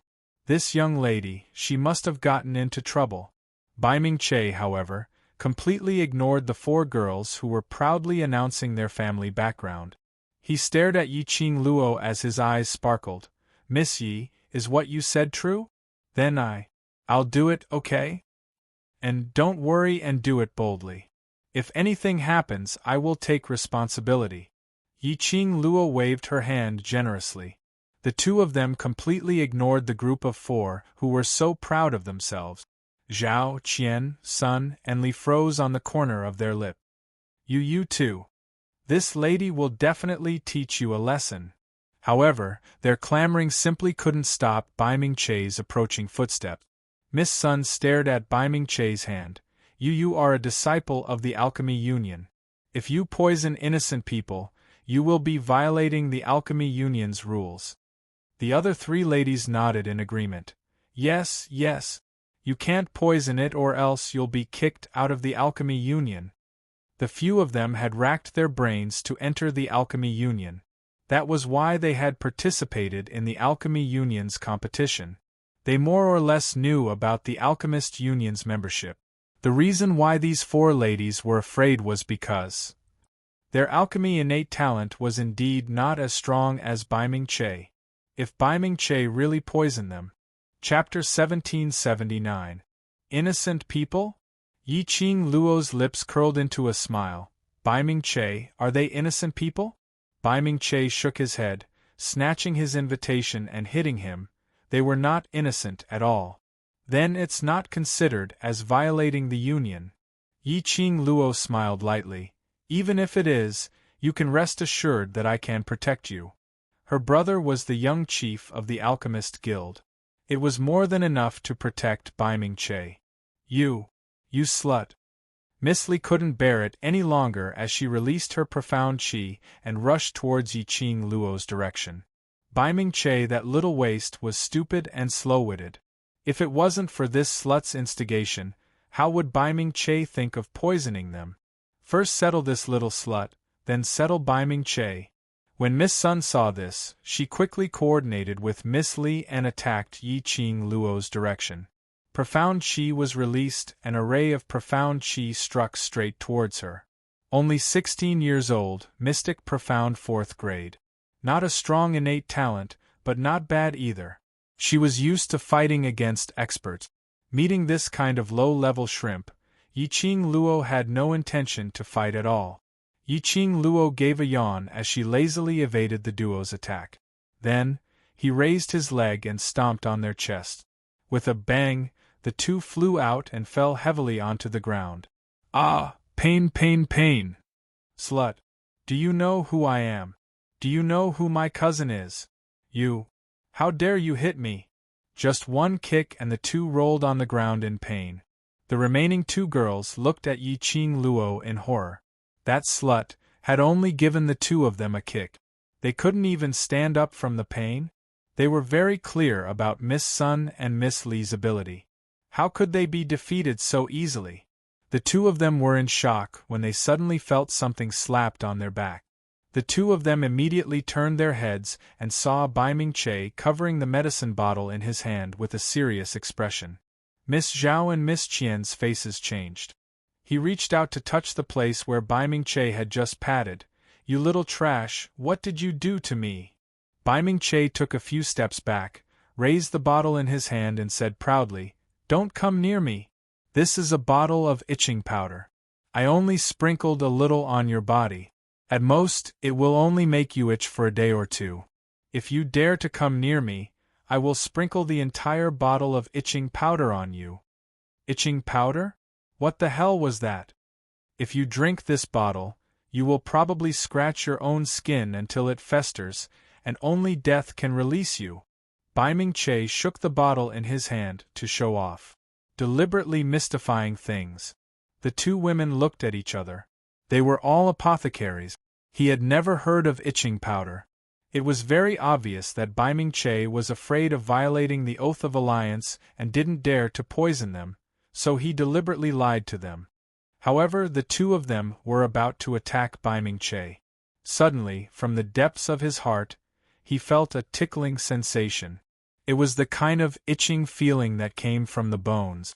The profound energy in their bodies suddenly dissipated amidst this extremely unbearable itch. The two of them couldn't hold it in any longer as they desperately scratched their own skin. But no matter how they scratched, they couldn't stop the itch. On the two of them, there were streaks of blood marks. The clothes on their bodies also became messy under the crazy scratching. The two ladies from the Sun and Li family who were lying on the ground were horrified when they saw the two women. Especially when he saw the people around him pointing at the two girls. Chapter 1780. What a joke. They didn't want to be drugged with some tickling powder. Just by looking at the two ladies, they knew that it was definitely not a good feeling. They might as well faint on the ground. Bai Ming-che saw the two madly grabbing at him and stuffed the bottle into his space pocket contentedly. "I didn't expect the first time I refined this kind of medicine, it's really effective." As he said, he walked towards the two madly grabbing ladies. The ladies saw him coming and were so scared that they wanted to escape. "Take out your invitations. Give me the invitation." Bai Ming-che chased after them. The two ladies were scratching their hearts. How could they outrun Bai Ming-che? After Bai Ming-che caught up, he searched for the invitation on their bodies. But after searching for half a day, he didn't find any invitation on them. We don't have any invitation, we just followed along to join in the fun."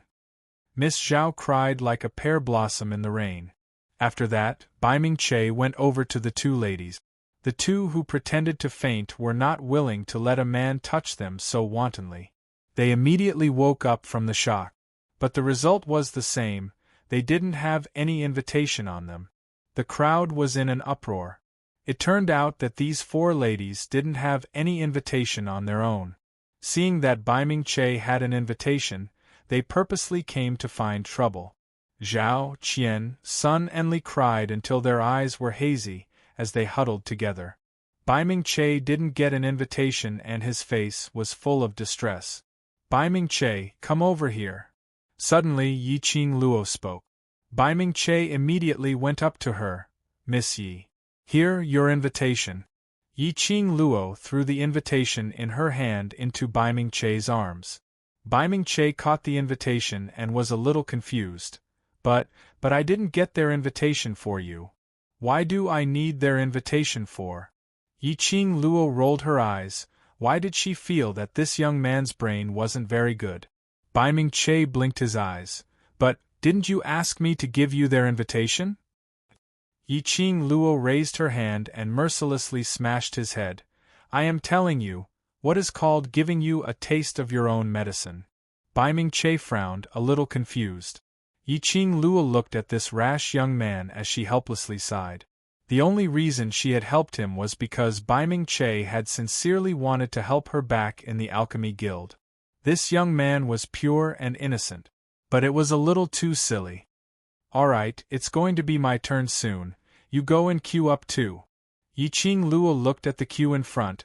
There were still 10 over people left, and it would be Diamo Xian's turn. Yiqing Luo waved her hand as she walked towards the direction of Diamo Xian and the others. Her body had just leaned into Diamo Xian's embrace. A sharp and cold voice came from behind her.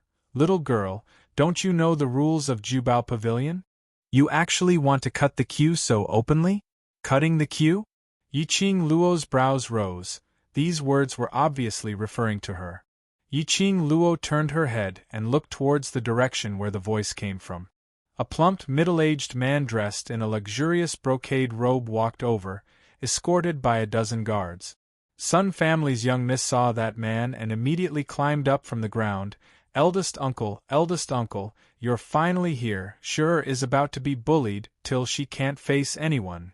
The middle-aged man glanced sideways at the disheveled Sun family's young miss, and the expression on his face sunk slightly. Chapter 1781. The middle-aged man released a powerful aura. His cold and sinister eyes stared coldly at Yiqing Luo. When the people around them saw this, they couldn't help but shrink their necks and look away. Someone in the crowd recognized the middle-aged man and whispered, "Is that Prime Minister's son of the East Below continent? He actually came to participate in the auction? Prime Minister's son? He is the Prime Minister of the Eastern continent. I'm afraid this little girl is doomed." The people in the queue were all discussing. However, after recognizing Prime Minister's son, he did not immediately approach him to curry favor with him. These people were all shrewd people. He spent most of his time among the upper class. Naturally, he would not easily choose a side. This girl in red had a noble and elegant temperament. Every smile and frown was captivating, yet it caused others to not dare to have any profane thoughts in their hearts. Furthermore, even after knowing that the other party was Zhao Qian's granddaughter and the young miss of the 4 clans, he still showed no signs of fear. It could be seen that the young lady's background was not inferior to those 4 young ladies. He just didn't want to talk about this girl. She then turned to look at the young man who looked like an idiot. She had just heard the 4 young ladies say the words, Alchemy Union. The Alchemy Union. That youth was from the Alchemy Union. Even if the monarch of the Eastern continent came, they wouldn't dare to pick a side easily. Hearing those discussions behind her, Yiqing Luo's slender brows rose as she looked at Prime Minister's son with a smile which didn't look like a smile. Oh then, Treasure Gathering Pavilion is the place for your Sun family to behave atrociously? You. Prime Minister's son's face was filled with rage, his face filled with dignity. Little girl, this old man is not going to argue with you. This Treasure Gathering Pavilion has its own rules. You cutting the queue is a violation of the rules. Yiqing Luo touched her chin as a crafty arc appeared in her eyes. Did I cut the queue? How come I don't know? She then covered her mouth in shock, her eyes filled with innocence. So Prime Minister's son has eyes of 1,000 miles and saw me cutting the queue from 1,000 miles away, so he specially rushed over to teach me the rules of Jubao Pavilion? Pfft. The people in the queue could not help but laugh out loud. This young lady was indeed not someone to be trifled with. It was obvious that she was mocking Prime Minister's son for trying to bully her and deliberately make things difficult for her. He was also mocking Prime Minister's son for being disrespectful. A person from the East Water continent actually came to interfere in the matters of the Treasure Gathering Pavilion. Prime Minister's son's face darkened. He strode towards Yiqing Luo with a burst of valiant pressure, pressing down on Yiqing Luo's nerves from all directions. A pair of sinister eyes, revealing a biting cold warning light. Trying to use his own aura to scare Yiqing Luo. Yiqing Luo was all smiles as she raised her head to look at Prime Minister's son, who was blowing his beard and glaring at her. That's right, Prime Minister's son, are you here to take part in the auction? Then you have to take out your invitation first to prove that you are someone with an invitation and status. Prime Minister Sun furrowed his brows as a trace of surprise flashed across his eyes. He couldn't help but feel suspicious. This little girl, who exactly was she to think that Zhang Xian was so fearless in the face of his oppressive might? She could even tease him with a smile. Ridiculous! A guard behind Prime Minister Sun scolded. Prime Minister Sun is the Prime Minister of a country, so of course he has an invitation. Who do you think you are? How dare you question Prime Minister Sun's status? Yiqing Luo was innocent. Your young Miss Sun is also from the Sun family, but doesn't she have an invitation as well, so why is she still here? She blinked her eyes. Chapter 1782. You're talking nonsense. I didn't. Miss Sun didn't expect Yiqing Luo to bring the topic back to her. Her eyes were red as she sobbed and held on to Prime Minister Sun's hand. Eldest uncle, I really didn't. I just have never seen an auction ceremony before. Yiqing Luo added another stab. Oh? Never seen an auction ceremony and want to join in the fun? Then, that alchemist guild's disciple knocked into your feet and flew out by himself, causing a body of injuries? Pausing, she clicked her tongue, and his invitation letter also flew into your hands by itself, then manipulated you to tear it? Yiqing Luo said it word by word, extremely clearly, especially when she intentionally emphasized on the word himself. The people in the queue could no longer hold back their laughter when they heard Lin Fan's word. Miss Sun's face flushed red. She grabbed onto Prime Minister Sun's sleeve tightly, hoping that her eldest uncle could teach Yiqing Luo a lesson on her behalf. However, when Prime Minister Sun heard, Alchemist Guild's disciple, his eyes sunk and the gaze he shot towards Baiming Che was filled with a deeper meaning. Yiqing Luo saw the change in Prime Minister Sun's emotions. Her lips curled as she revealed a teasing smile. She wasn't afraid of creating trouble. South Continent, the headquarters turf. She had the headquarters vice president backing her up, so there was nothing to be afraid of. Eldest uncle. Seeing Prime Minister Sun not saying a word, Miss Sun carefully called out to him. Following that, she winked at her sisters. They were all in cahoots with each other, so the other three naturally understood Miss Sun's meaning. Zhao and Qian family's young ladies were still desperately grabbing their own bodies. Prime Minister Sun, this slut is simply spouting nonsense. She dares to instigate the Alchemist Guild's disciple. She totally doesn't put us, the Zhao, Qian, Sun and Li families in her eyes. Miss Li also held her chest. The person who created trouble is her. She was the one who hit us. It was that Alchemist Guild's disciple who poisoned us. The few young ladies all treated Prime Minister Sun as their last hope. If they couldn't get back at the grievances they had suffered today, what face did the four young ladies have to continue to roam the world? Prime Minister Sun narrowed his shrewd eyes. As the Prime Minister of the Eastern Continent, his every word and action represented the Eastern Continent. Naturally, he wouldn't stand up for these juniors just because of a few words. However, the red-clothed young lady before him was indeed too arrogant. He was insolent and arrogant. Most of the people in the queue were from influential families from all over the world. If he took a step back here today, in the future, the Sun family would be a joke in the pugilistic world. Prime Minister Sun couldn't afford to lose face like this. Prime Minister Sun thought to himself, thinking about how to solve this problem. Suddenly, a group of people walked out from within the treasure-gathering pavilion. The ones in the lead were a boy and a girl who were only 16 or 17 years old. Behind them were 10 guards in uniform and 2 white-haired, dignified old men. When this group of people appeared, the 2 stewards and the 20 Earth Xian guards who were examining everyone's invitation bowed respectfully to the young man and woman. Young Master Shi, Miss Shi. The appearance of these 2 young men immediately attracted the attention of many people.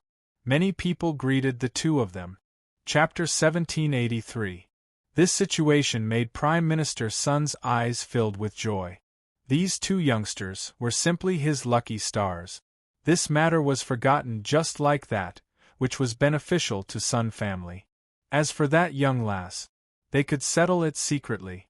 These are the two from Shi family, one of Treasure Pavilion's public powerhouses?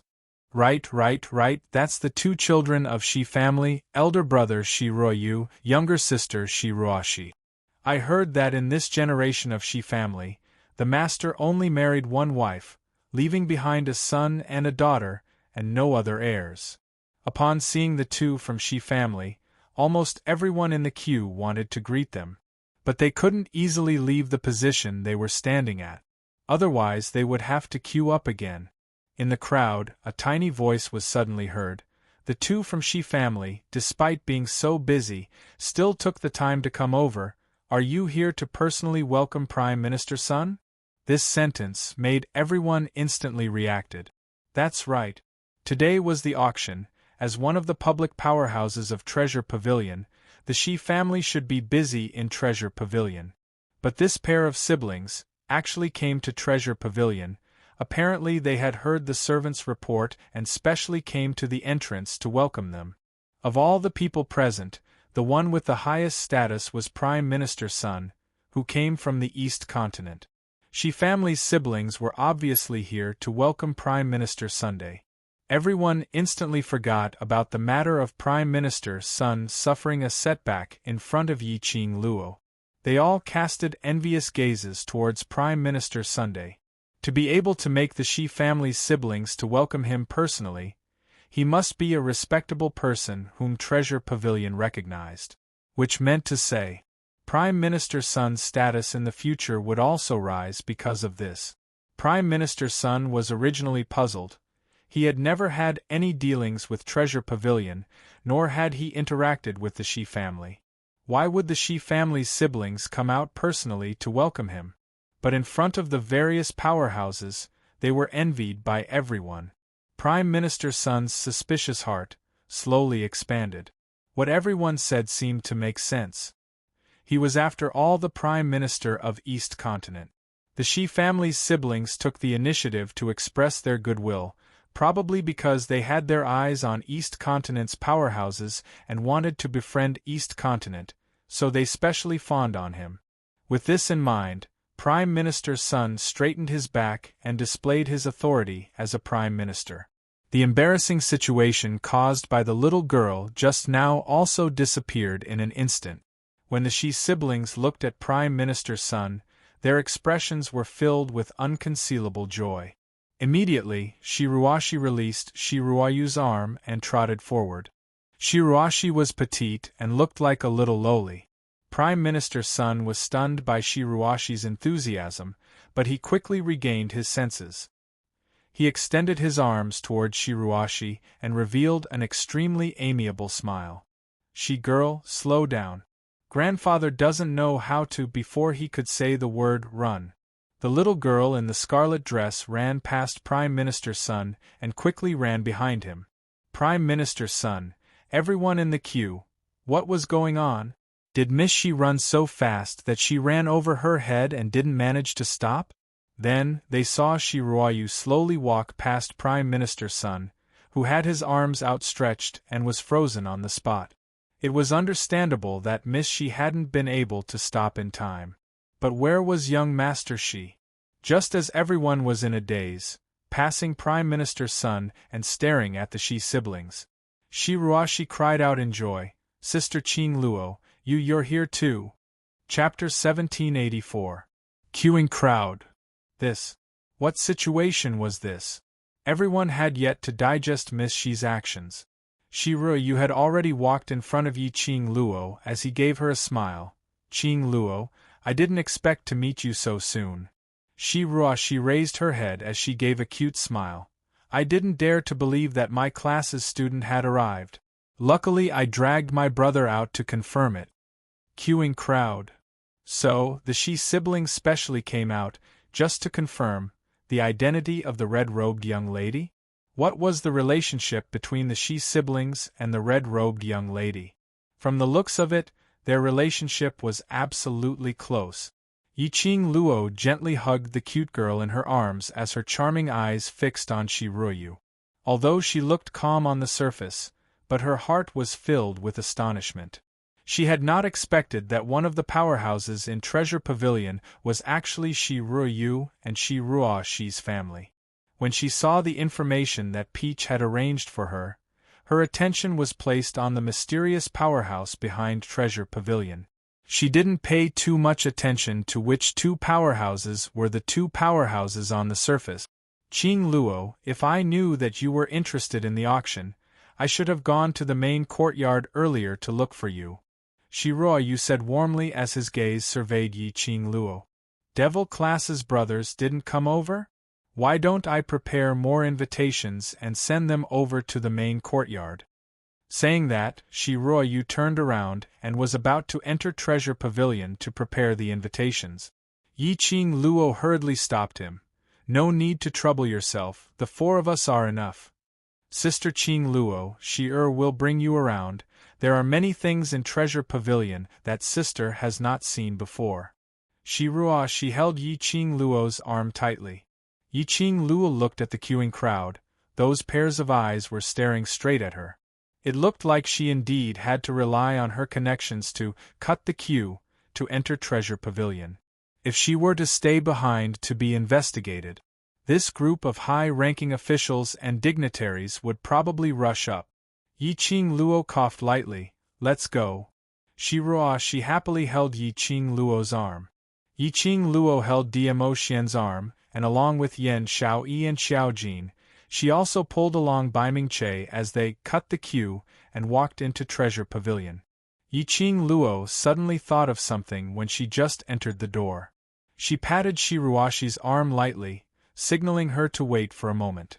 Then, she turned around, blinked her charming eyes, and put on an innocent and pure smile.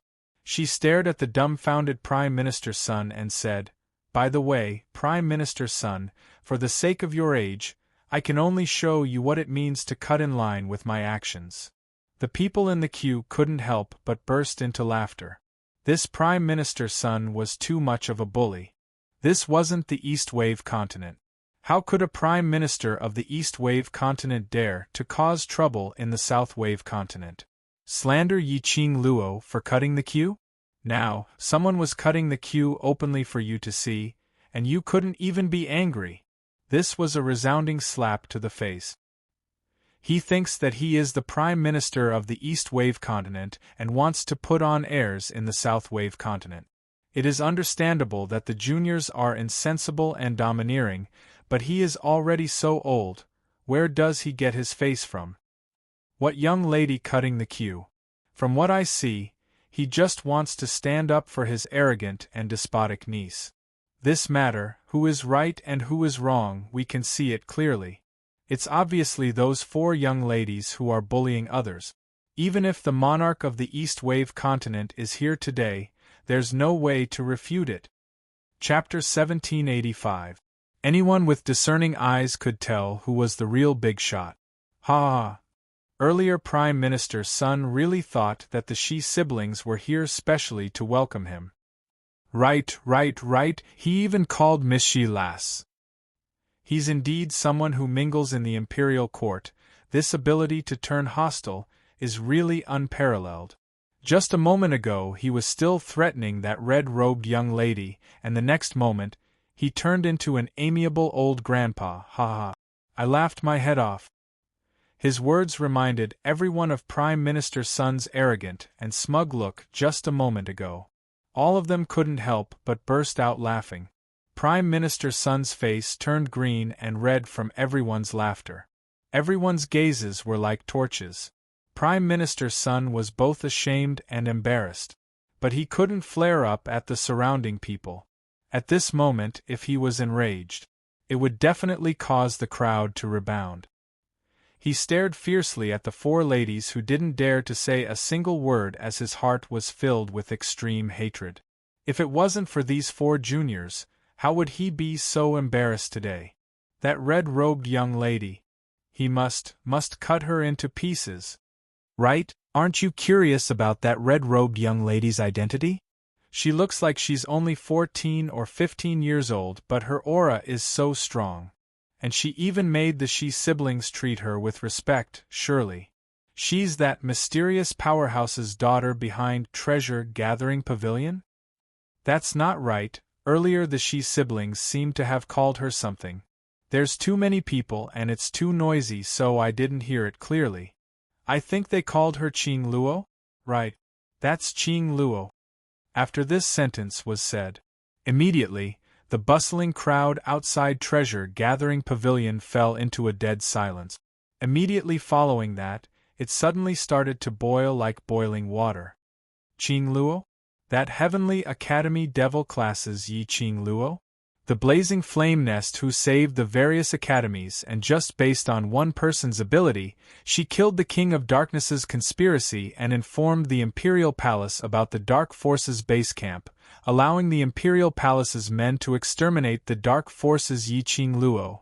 I heard that the Shi siblings are in Universe Academy. They're also the students who followed Master Gui Wu into the blazing flame nest. Shi siblings are so friendly towards Yi Qing Luo. It should be because she saved their lives in the blazing flame nest. Right, that person must be Yi Qing Luo. The main academy's director had personally admitted that student Yi Qing Luo is their hero. Countless voices of discussion rose one after another. Everyone started to admire Yi Qing Luo even more. He despised Prime Minister Sun even more. After hearing Yi Qing Luo's identity, Prime Minister Sun's expression turned extremely ugly.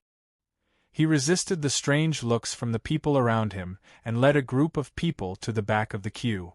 No matter what, he couldn't miss this auction. Yi Qing Luo and the rest entered the treasure-gathering chambers. The Jiubao Pavilion was extremely spacious, and the auction hall could accommodate at least 20,000 people. There were also thousands of private rooms on the second floor. A place with Qing Luo around is indeed bustling. Shi Ruoyu laughed lightly. Yi Qing Luo laughed dryly. The one who stirred up trouble this time was this kid. I just saw injustice on the road, so I pulled out my sword to lend a helping hand, and at the same time, acted as a hero to save the little boy. Little boy? Bai Ming-che blinked his eyes, not understanding the meaning of this term. What I mean is a young man who is good-looking. Yi Qing Luo explained patiently, so you and young Master Shi are both little boys. But our ages are older than you. Bai Ming-che tilted his head as he didn't understand. Chapter 1786. Seeing that Yi Qing Luo was so deflated that she couldn't refute, the few of them couldn't help but chuckle. Right at this moment, a white-browed old man in a white robe came looking for Shi Ruoyu. He seemed to have some urgent matter that required Shi Ruoyu to personally deal with. Brother, go ahead and busy yourself, Sister Qing Luo has me to accompany her. Shi Ruoyu waved her hand, apparently not intending to help in managing this auction. Shi Ruoyu looked helpless, but he couldn't hide the love in his eyes. He whispered to the elderly man for a while and immediately looked towards Yi Qing Luo. Qing Luo, I'll leave this mischievous sister of mine to you. Only you can control her. Yi Qing Luo looked at the little girl who was glued to her as she nodded with a light smile. Go ahead and busy yourself. Shi Ruoyu nodded and was about to leave. Suddenly he thought of something as he turned his head to look at Yi Qing Luo. Your brothers are all outside. Do you really not need me to invite them in? Yi Qing Luo was slightly stunned. He actually found out. That's right, among the people who were queuing up just now, from time to time, he would come out to defame Prime Minister Sun, and from time to time, he would set the pace. Other than the group of students from the devil class who came to join in the fun, who else could it be? Yi Qing Luo had interacted with devil class's students for such a long time, so naturally she was able to recognize their voices at the first instance. That group of youths who wished for the whole world to be in chaos really followed her philosophy of not paying with their lives. With those brothers here and Prime Minister Sun outside, if he insisted on attending the auction, he was afraid he wouldn't have it easy. At the very least, Prime Minister Sun's image in the eyes of the public was about to collapse. Yi Qing Luo laughed lightly as she shook her head. Just let them watch the show from the outside. The four of us have already walked in so openly through the back door. If we bring a few more brothers in, you won't be able to explain to the others. The trip to the auction house today was suggested by Shi Shanglan. It also indicated that something unexpected would happen at the auction today. The four of them were in the treasure-gathering pavilion and could escape at any time. As for the other brothers, stay outside and provide support at any time. After Shiruoyu left, she pulled Yi Qing Luo's hand as she excitedly introduced some of the rare things in Jubao Pavilion to her. Looking at the little girl's sparkling eyes, Yi Qing Luo could tell that this lass was sincere, treating her as her sister. His wife had always been dominated by a little girl. A certain venerable sovereign expressed his displeasure. With a gloomy face, he followed behind Yi Qing Luo. His long and narrow peach blossom eyes stared at Yi Qing Luo's back with extreme bitterness. However, his wife was so amused by the little girl that she did not notice his mood at all. Whereas for Qiao Jin and Yan Xiao Yi, who were 3 steps behind Dmo Xian, the atmosphere was indescribably strange. Of course, on the surface the atmosphere was just right. The strange feeling came from Qiao Jin's feelings. As expected of the number 1 auction house, the 4 walls are either inlaid with gold or silver. It's even more dazzling than Holy Thief's room. It's blinding. Yan Xiao Yi tugged on Qiao Jin's arm, her lively and beautiful eyes flashed with the brilliance of surprise. Tch Jin, if we take all these things back, wouldn't Holy Pirate laugh like crazy? Qiao Jin looked at the slender hand on his arm, and his eyes dimmed. Not getting a response, Yan Xiao Yi seemed to be rather annoyed as she raised her fist and punched the back of Qiao Jin's head. F***ck. Slut Jin, I'm talking to you. How dare you ignore me? B***tch Jin. Qiao Jin was slightly dazed. How long had it been since she called him B***tch Jin? Chapter 1787. Yan Xiao Yi saw that he was still in a daze after being punched. She clenched her fists and tried hard to maintain the expression on her face, hiding the flash of pain in her eyes. After that, she grunted lightly and jogged far away from Qiao Jin. I can't be bothered to talk to you. I'll just get a taste of being rich myself. Saying that, Yan Xiao Yi hastened her footsteps as she walked past Yi Qing Luo, squeezing through the crowd in front. Xiao Yi. Yi Qing Luo's brows creased as she immediately called out. However, Yan Xiao Yi seemed to not have heard her voice as she blended into the crowd and disappeared. Jin Zi, what's going on? Haven't I asked you to follow her properly? Yi Qing Luo's expression sunk as she turned her head towards Qiao Jin. But he saw Qiao Jin standing rooted to the ground, his eyes staring blankly in the direction that Yan Xiao Yi had left.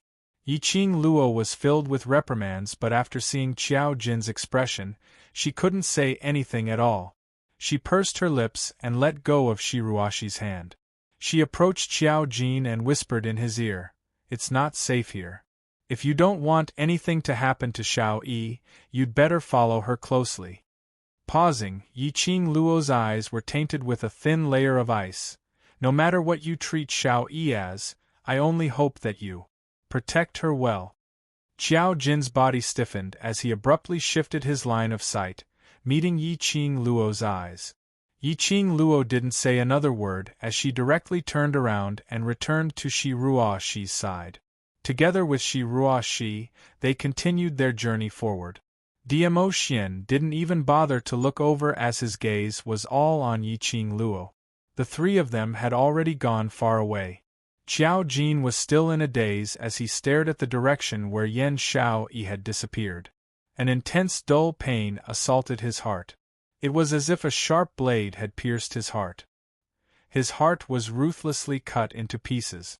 Slut Jin in his mind, Yan Xiao Yi's voice reverberated.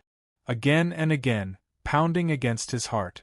Qiao Jin clenched his fists tightly, his body also tensed up. Ever since he saw Yan Xiao Yi today, he felt that it was extremely strange. Now, he finally understood where the strange feeling came from. When Yen Xiaoyi saw him, she was no longer cold, no longer expressionless, and no longer deliberately avoiding him. On the contrary, her attitude towards him. As usual, his attitude was exactly the same as when they were still brothers. Her smile, her tone, her ridiculing tone. Everything returned to how it was in the past. Did he completely give up on the only possibility between them and chose to return to the past? This was clearly what he had been hoping for. But when he realized this, his heart ached even more than yesterday when he saw her throw something that belonged to them by the pool. It's not peaceful here today. I only hope that you can protect her. Yi Qing Luo's deep and solemn voice surfaced in his mind again. Qiao Jin's eyes suddenly turned cold. That's right. Today, the treasure-gathering pavilion was destined to not be peaceful. He couldn't let Yen Xiaoyi leave alone. He had to protect Yen Xiaoyi. Qiao Jin took a deep breath and forcefully suppressed the piercing pain in his heart as he swiftly charged into the crowd, searching for Yen Xiaoyi's figure. Yi Qing Luo followed Shi Ruoxi as they circled around some of the places in Jiubao Pavilion which were meant for people to admire. Other than the storage of treasures and some private areas of Jiubao Pavilion, they had never been there. He had basically finished touring the Jiubao Pavilion. Chapter 1788. Not long after, about 4 hours had passed. Shi Ruoxi had been maintaining her excited spirit and had led Yi Qing Luo to wander around blindly, so her energy was severely depleted. The auction was about to start. Yi Qing Luo supported Shi Ruoxi and based on the number on the invitation card, they found their location. Shi Shanglan's invitation card was for the VIP cabin on the second floor. 4 people to a cabin. Yi Qing Luo entered their cabin under the guidance of the attendant. The private room faced the stage of the auction. A few strands of white gauze covered the view of their private room. There was a square mahogany table with exquisite desserts, delicious fruits, and fragrant green tea on it. 4 chairs, under the veil, stood side by side. Seeing that his miss had followed them into the private room, the page boy quickly brought a chair over. Shi Ruoxi was so tired that she laid down on the chair to rest. Yi Qing Luo walked to the front of the white veil and lifted it. Behind the veil was a horizontal railing that reached her waist.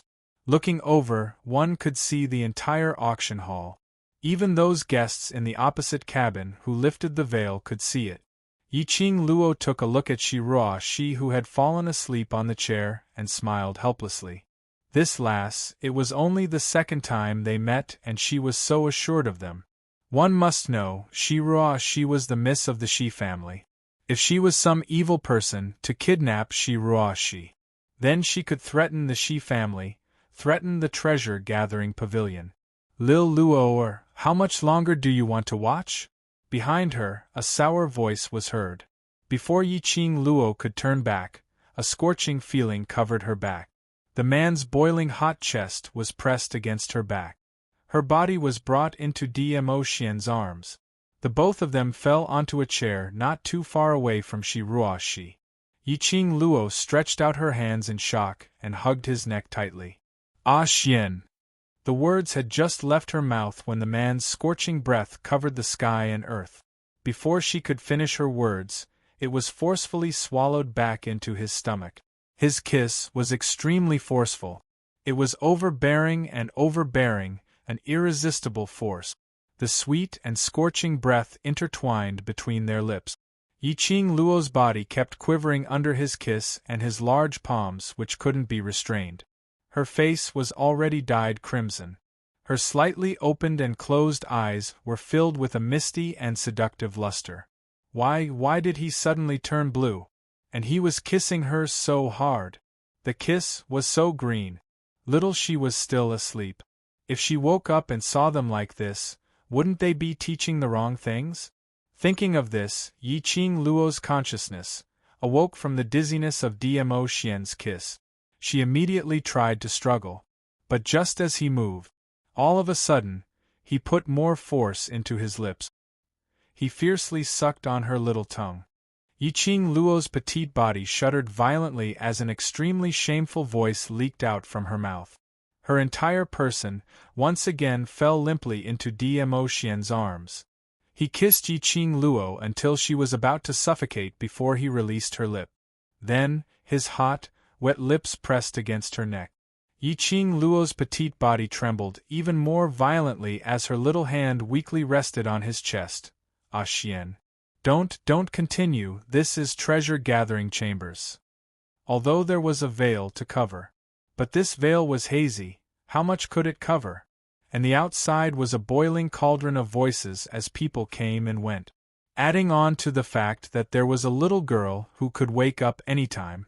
This was simply too exciting. Chapter 1789. When Dmo Xian's fingers slid into her fair skin. Yiqing Luo completely went berserk. At this moment, how could she still have any romantic thoughts? She raised her fist and smashed it hard on Dmo Xian's head. Her whole body turned soft. This punch was slow and powerless. Dmo Xian easily grasped her fist.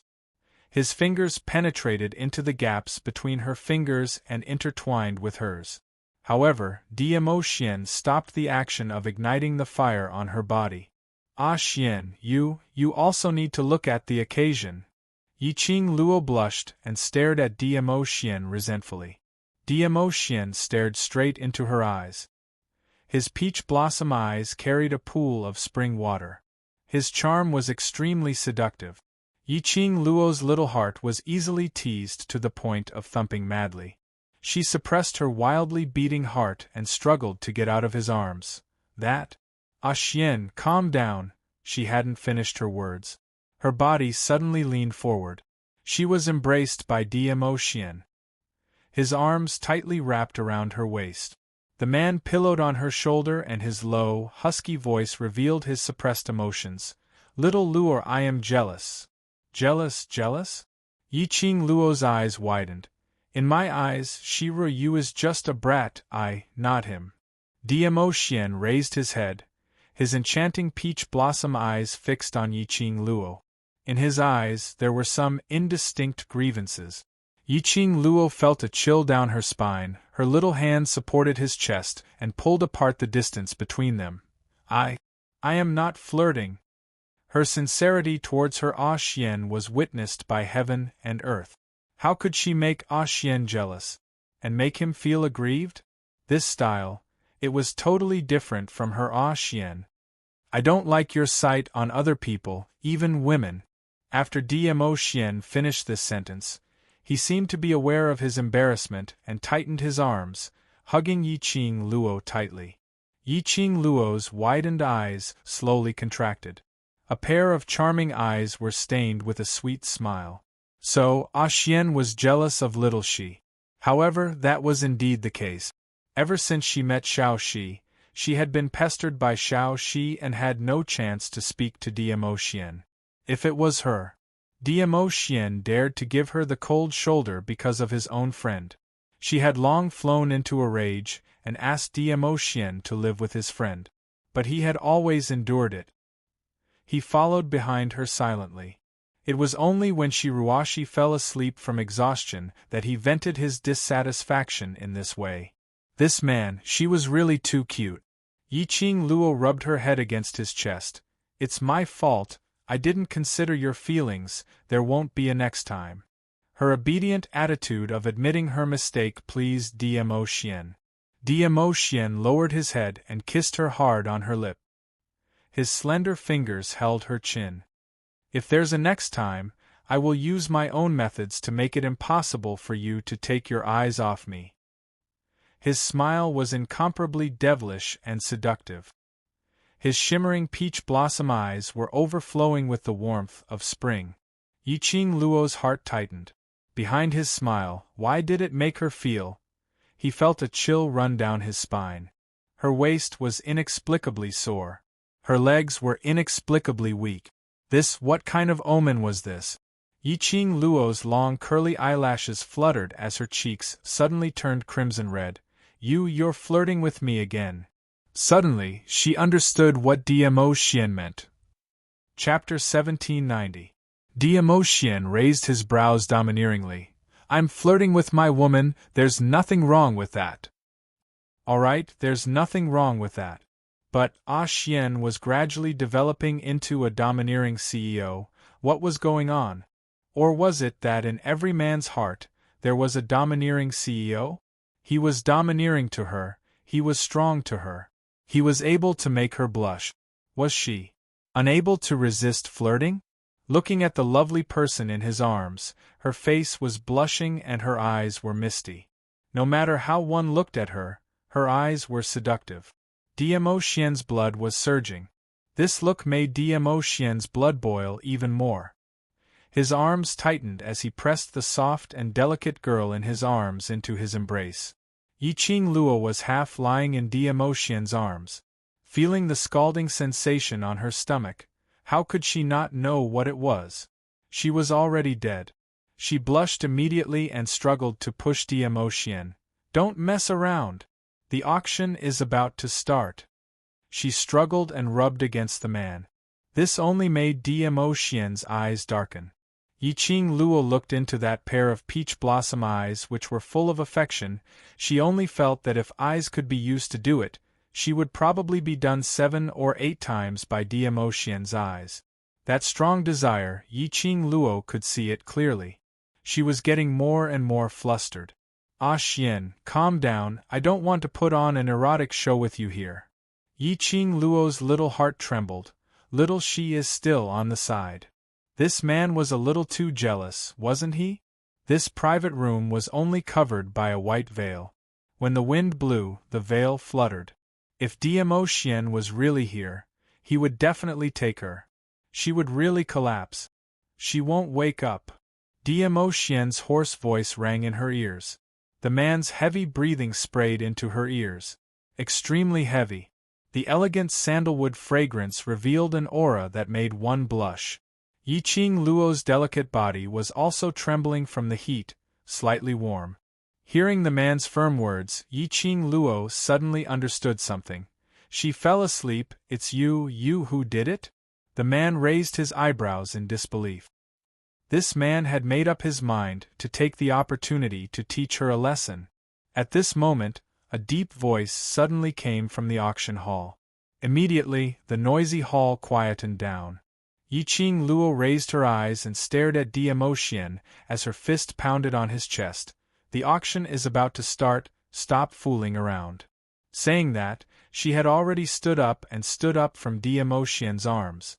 This time, Diemo did not stop her. The man's hand on her waist slid down. The elegant scent of sandalwood disappeared. The man's unique warmth also gradually dissipated.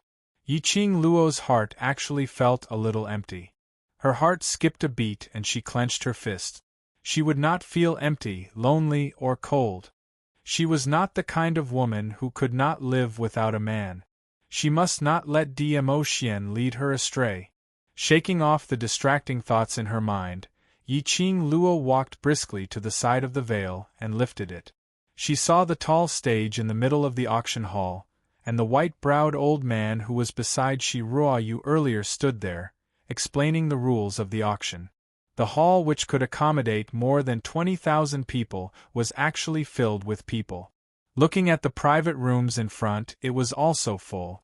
Yiqing Luo couldn't help but sigh silently. It was indeed the #1 auction house in the southern continent. It indeed lived up to its reputation. She watched the bustling scene in high spirits.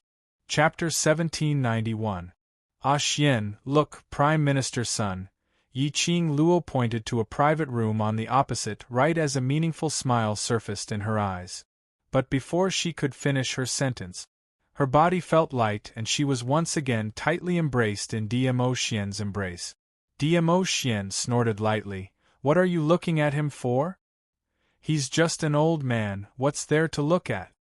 Yiqing Luo laughed into a ball in his arms. Don't tell me you're jealous of him too? Diemo answer was very straightforward, as though it was a matter of course. Yiqing Luo's body leaned into his embrace. She could clearly feel the man's rising temperature. There was also a certain place that didn't show any signs of stopping. Her eyes curved into crescents as she smiled. Her long and narrow eyes flashed with a bewitching radiance. She leaned closer to Dmo Xian. Her fragrant breath gently blew into Dmo Xian's ear. She could feel the man's body gradually stiffening. Yiqing Luo couldn't help but burst out laughing as she hooked her arm around his neck, giving a charming smile. Little Xian, bear with it first and get through the auction. After we return, you can do whatever you want. Dmo Xian's body tensed up even more. The veins on his forehead were bulging. Heavy breaths fell on Yiqing Luo's ears. It made Yiqing Luo giggle continuously. This lass was simply like a demon. Dmo Xian's eyes were scarlet red as he stared fiercely at Yiqing Luo. That gaze seemed as though it wanted to strip Yiqing Luo clean. The old man in the auction hall had reached the end of his speech. Dmo Xian's body tensed up as he hugged Yiqing Luo tightly and used her petite body to fiercely press against a certain part of him. Yiqing Luo's alluring face flushed red, but she didn't struggle any further. Dmo Xian leaned close to her ear. His voice was husky and exceptionally alluring. All right. One word and Yiqing Luo's ears were about to get pregnant. Yiqing Luo stared at him as she pushed his hand away. I'm not going to mess around with you anymore. The auction has already started. Hasn't Jin Zi found Xiao Yi yet? Jin Zi and Xiao Yi both had invitations. The name of their private room was printed on the invitation. He should have been able to find them. It had been so long, but they still hadn't come to the private room. Thinking of that man who was smiling warmly like jade, Yiqing Luo's heart surged with an ominous premonition. There's Jin Zi here, no need to worry. Dmo Xian's expression resumed his usual devilish splendor. He walked to the side of the veil and scanned the crowd below. Jin Zi has feelings for Xiao Yi. Yiqing Luo's slender brows creased as she glanced sideways at him. Jin Zi's ability, isn't it only at Earth Profound 7th grade? I can barely protect myself, but protecting Xiao Yi is a little difficult. Dmo Xian looked ahead. The expression on his face was rather complicated. After a while, he sighed softly. He is not as simple as he seems, but I can be sure that Xiao Jin will not harm any of you. Jin Zi wasn't as simple as she thought? Indeed, she had always felt this way. He just didn't want to speculate too much about his brother. Everyone had their own secret, a secret that he did not wish to be explored by others. However, you know Jin Zi's identity? Yiqing Luo's brows rose as she felt curious. Dmo Xian only smiled. Seeing that he didn't intend to say, Yiqing Luo couldn't be bothered to ask any further. Since Dmo Xian had already said that Xiao Jin could protect Yan Xiao Yi, she believed in Dmo Xian's words. At this moment, the auction stage started to stir up the atmosphere and heat. Chapter 1792. It was a Supreme Being grade armor. It was rumored to be used by Sky Mystic Supremes. Wearing it, unless it was a Supreme grade weapon or above, it would absolutely not be able to damage the armor at all. The first auction item was a Supreme grade. Everyone instantly felt their blood boiling as they started to look forward to the 10 auction items in the baptism auction. This kind of life-saving armor had aroused the enthusiasm of many cultivators. After more than 10 rounds of bidding, it was finally won by a family with 100,000 gold coins. Following that, there were some 5th-grade medicinal pills, Supreme-grade weapons. There were also some strange jade. The further it went, the more precious the auction items were. The excitement in the entire auction hall was stirred up by wave after wave. However, Yiqing Luo was drowsy looking at it. She had no interest in these things at all. In terms of medicinal pills, even if she couldn't refine them, she still had her ancestor-level master, Ghost Doctor. What medicinal pills could she not have? Weapons? Jewelry? She could casually pull out one from the Profound Phoenix ring, and it would totally beat those auction items. Young Mirage beasts? Her battle pets were either holy beasts or battle-type Mirage beasts. Looking at the 20,000 over people in the hall, their cheers were earth-shattering and the excitement was surging. Yiqing Luo started to wonder. Could this group of people be hired by the treasure-gathering pavilion? Were these things worth their excitement? Also spent a lot of money to smash. If she knew it was so profitable, she would have taken out all the things in the profound phoenix ring to exchange for money. If everyone present knew what Yiqing Luo was thinking, they would probably be gnashing their teeth and scolding Yiqing Luo for being perverted. Did you think everyone was as perverted as you? Did you think everyone was as lucky as you? You could pick up divine weapons, holy beasts and experts just by walking on the road. Don't you dare to cheat too much. You still have the cheek to complain about our excitement? Time passed by minute and second. By the time it was the 7th auction item, another 4 hours had passed. Yiqing Luo stretched her waist as she turned her head to look at the drowsy Shi Ruoshi. His gaze paused on the 2 empty chairs for a moment. Jin Zi still hasn't returned. Did something really happen? Diamo Xian wrapped his arm around her waist and nodded his head absent-mindedly, and Yiqing Luo suddenly pushed his hand away and stood up. Did something really happen? Diamo Xian squinted his bewitching peach blossom eyes as he propped his chin on one hand and leaned lazily against the chair. Something's happened. Diamo Xian would never crack such a joke. But his attitude, why was he so nonchalant, as if he didn't care? This also meant that Xiao Jin and Yan Xiao Yi should be fine. But knowing that something had happened to them, even if she knew that they were fine, Yiqing Luo still couldn't help but worry. Where are they? Yiqing Luo somehow felt that she was always in control of Diamo Xian's hands. Diamo Xian reached out and grabbed her arm. Yiqing Luo's body lost its balance and fell into his arms. The man chuckled beside her ear. Luo, do you really think of me as an omniscient deity? At this moment, I'm not in the mood to joke with you. Yiqing Luo was burning with anxiety as she stared at him. Diamo Xian gently caressed her hair. I indeed don't know where they are, but someone does. Who? Diamo Xian's thin lips curled upwards as his gaze turned towards a certain direction. Yiqing Luo followed his gaze and looked over. Chapter 1793. At the opposite right corner of their private room, under the floating veil, Yiqing Luo could vaguely see the person seated inside. Brown embroidered gold robe, clouds of auspicious clouds, golden edges rolling. His figure was tall and straight. His gentle jade-like face bore a gentle smile, quietly watching the auction below. Shishang Lan. Yiqing Luo subconsciously grabbed Diamo Xian's sleeve tightly. Did he make a move on Jin Zi and Xiao Yi? Shishang Lan was actually in the right corner of their private room.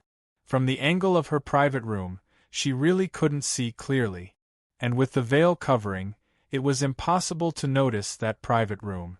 If it wasn't for Diamo Xian's detection, she probably wouldn't be able to sense who was in that private room till the end of the auction. But, from that angle, Shishang Lan could totally see their entire private room. These 4 invitations were prepared by Shishang Lan for them. The private room's location was also decided by Shishang Lan. Was he trying to spy on them? His target is you. Diamo Xian's meaning was that Yan Xiao Yi and Xiao Jin were currently safe. Yiqing Luo raised her head. Since he wants to deal with me, why? Specially let Xiao Yi come here? You're like a loach. He shed all pretenses to capture you, but if you run away, wouldn't there be no more chances in future? Diamo Xian patted her shoulder lightly. Warm embrace, warm breath, elegant sandalwood fragrance. All of these gave Yiqing Luo a sense of security. His identity is Xiao Yi's fiancé.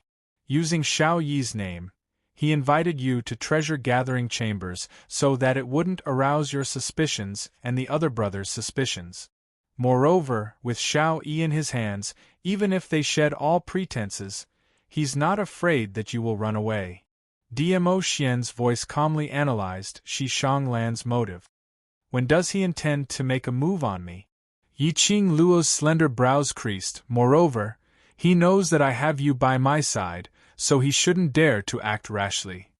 So, without absolute confidence, he wouldn't dare to make a move easily. Dmo Xian leaned close to her ear. Today, you must not leave my side. Yiqing Luo felt her skin itching as she shrank back and hung her head down as she grumbled. I know, I will definitely hug your thick thighs tightly. Don't just talk about it if you leave me on your own accord when we return. Dmo Xian's voice lowered again.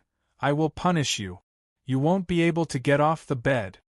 Yiqing Luo's petite body trembled, her little head leaned on his chest, shaking and swaying. You beast! I won't give you that chance. She absolutely believed it. This man would do what he said. In the opposite corner of the private room, Shi Shanglan held a cup of tea and took a sip. His gentle gaze fell onto Yiqing Luo's private room. The white veil fluttered. A man and a woman hugged each other tightly and seemed to be whispering something. After that, the girl shyly stepped into the man's embrace, as if she was acting coquettishly. From Shi Shanglan's angle, he could see the side of the man's face that had a teasing smile on it. His gentle eyes flashed past a trace of ridicule. Young master, the Overlord has always been sinister and cunning, could it be? Behind the private room, an ugly and extremely sinister skinny old man opened his mouth in a low voice. Before he could finish his words, Shi Shanglan raised his hand, until the little old man's voice was heard. His thin lips rose slightly, as gentle as the wind, like the spring breeze caressing one's face. However, if one were to look closely, one would find that the smile was actually hiding an extremely cold and sinister aura. Chapter 1794. No matter how strong or how heaven-defying a man was, he was still a man. Once he falls in love with a woman, he would no longer be strong. Even Dmo Xian was the same. Because he had his own weakness. With a weak spot nearby, one's perception would decrease. The current Dmo Xian was wholeheartedly pampering his beloved young lady, so how would he possibly notice their plans? What's more, someone like Yiqing Luo, who valued relationships and righteousness, he had the two men in his hands. He didn't believe that Yiqing Luo would abandon his brothers and leave with Dmo Xian. As for him, he only needed to suppress Yiqing Luo. Were they still afraid that Dmo Xian would not surrender obediently? This time, not only could he help his father to bring Yiqing Luo back to the island, they could even capture Dmo Xian along with them. At the same time, he could also make use of Dmo Xian to take all the forces in the imperial palace for his own use. At that time, he would be his father's favorite son. He would also become the future island master. The skinny old man frowned. Young master, you are too confident. This kind of confidence is not a good thing. As the future master of the island, he naturally hoped that the young master could face everything with confidence. However, the other party was Di Zun. He was a legendary figure in the Nirvana realm. Even the island lord wouldn't dare to touch the Dharch palace. The young master actually wanted to swallow the entire imperial palace? Wasn't his appetite a little too big? I guarantee that nothing will go wrong with today's plan. Shi Shanglan's expression suddenly darkened when he heard someone questioning him. His eyes and smile were still as gentle as the spring breeze. However, there was a strange viciousness to it. No matter how one looked at that face that was as gentle as jade, there was a sense of incongruity. Wu Sha, you just need to follow this young master's plan and arrange everything properly. After today's matter, this young master will definitely raise the status of you three siblings on the island. When the skinny old man called Wu Sha heard that, the words of advice stopped at the tip of his tongue. Far away, Yiqing Luo's private room. Dmo Xian hugged Yiqing Luo's petite body, but his peripheral vision was faintly discernible as he shot a glance at Shi Shanglan. Ah Xian, after Shi Shanglan makes his move, if we follow him, will we be able to find Xiao Yi and Jinzi? Yiqing Luo suddenly raised her head and looked at Dmo Xian. Mn. Dmo Xian caressed her fine black hair. So, what we can do now is to wait. Wait, Yiqing Luo pursed her lips, but he hasn't taken any action. Does it mean that he isn't fully prepared? If we continue to wait, won't we be giving them a chance to prepare? What is his identity? What is the power behind him? Not to mention, since he chose to make a move in the treasure-gathering pavilion with a few tens of thousands of people, even if he wasn't completely prepared, he would absolutely not give us the chance to take advantage of the situation. Dmo Xian lowered his head and looked at Yiqing Luo, who was unable to conceal the anxiety in her heart as he sighed softly. Everything about his lass was perfect. He was too sentimental and righteous. If a true expert had too many restraints in his heart, he would not be able to escape. This kind of restraint would only become a stumbling block to reaching the top. However, it was also because of the importance she attached to relationships. It was precisely because she seemed cold and hard, but in fact she was a gentle girl. She attracted his gaze. His beloved Lil Luo. It was this kind of Lil Luo. Chapter 1795. Yes, she wanted to bid for the heavenly primordial serene grass and use it to refine pills for the two little sacred beasts. But in the current situation, how could she care about the Tianyuan serene grass? But when Yiqing Luo raised her head and met with Dmo Xian's glistening peach blossom eyes, her petite body suddenly trembled. Right, her goal was to retrieve the sky primordial serene grass. If she didn't care about the Tianyuan serene grass, wouldn't Shi Shanglan, who had been spying on her in the dark, sense her abnormality?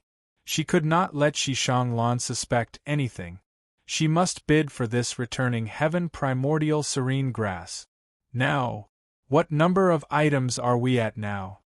Yiqing Luo turned her head and looked outside the veil towards the direction of the first floor.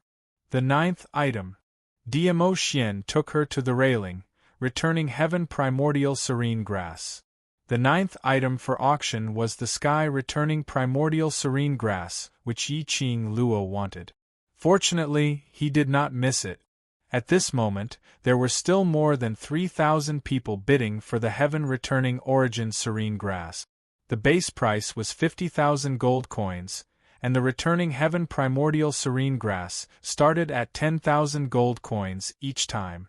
The price had already reached 3 million gold coins. It was obvious how many profound practitioners were yearning for the returning heaven origin serene grass. As long as they could obtain the heaven-restoring origin serene grass and refine it, they would be able to achieve a breakthrough and bring glory to their clans. This was a glory that could not be bought no matter how much money one spent. Now that he was feeling the pinch, he had to spend some money. It would be good for the future. In an instant, the price of the heaven-returning serene grass soared to 5 million gold coins. And the person who called out this price was Prime Minister Sun, who was seated in the cabin, not too far away from Yiqing Luo. Prime Minister Sun was the strongest person in the Sun family. He was unrivaled along the way, and became the Prime Minister of the Eastern continent. Not only did he rely on his means, but he also relied on his ability. The current Prime Minister Sun was already a high-level Earth Profound 8th grade Profound practitioner. He was only a step away from advancing to the 9th grade of the Earth Profound realm. If he consumed the pill refined from the heaven-restoring serene grass, he might be able to step into the Sky Profound realm. He had already invited a Grandmaster Alchemist to refine a pill for his advancement. Prime Minister Sun was determined to obtain the returning heaven primordial serene grass. He was auctioning something in the auction house. What mattered was not who was more powerful. It was about who had more money. Many rich kids began to bid again. Prime Minister Sun couldn't wait to get the returning Sky Yuan serene grass, so he didn't bother to argue with the others. 10 million gold coins. The atmosphere suddenly froze. The clamor instantly died down. 10 million gold coins? Could Prime Minister Sun afford that much money? The East Wave continent was so fertile? Spending 10 million gold coins for an herb that could raise the mystic rank? Was Prime Minister Sun crazy? Or did he want to obtain this stock of medicinal herb to advance? Promotion? Everyone in the auction house looked at Prime Minister Sun's private room enviously. If Prime Minister Sun wanted to ascend to the Sky Profound realm, he would become a Sky Profound Supreme Expert. Indeed, he did not care about money. Once he succeeded in becoming a sovereign of the Sky Profound realm, even if it was 30 million or 40 million, he was willing to spend it. 10 million gold coins. 10 million gold coins. Are there any other bids? The white-browed old man hit the auction stage with a hammer. He shouted at the top of his lungs, but no one responded. He raised his hammer high. 10 million gold coins going once. 10 million gold coins going twice. 10 million. 15 million. Suddenly, a sweet voice was heard. Another 5 million? Everyone was stunned. Everyone looked towards the source of the voice to see who was so daring.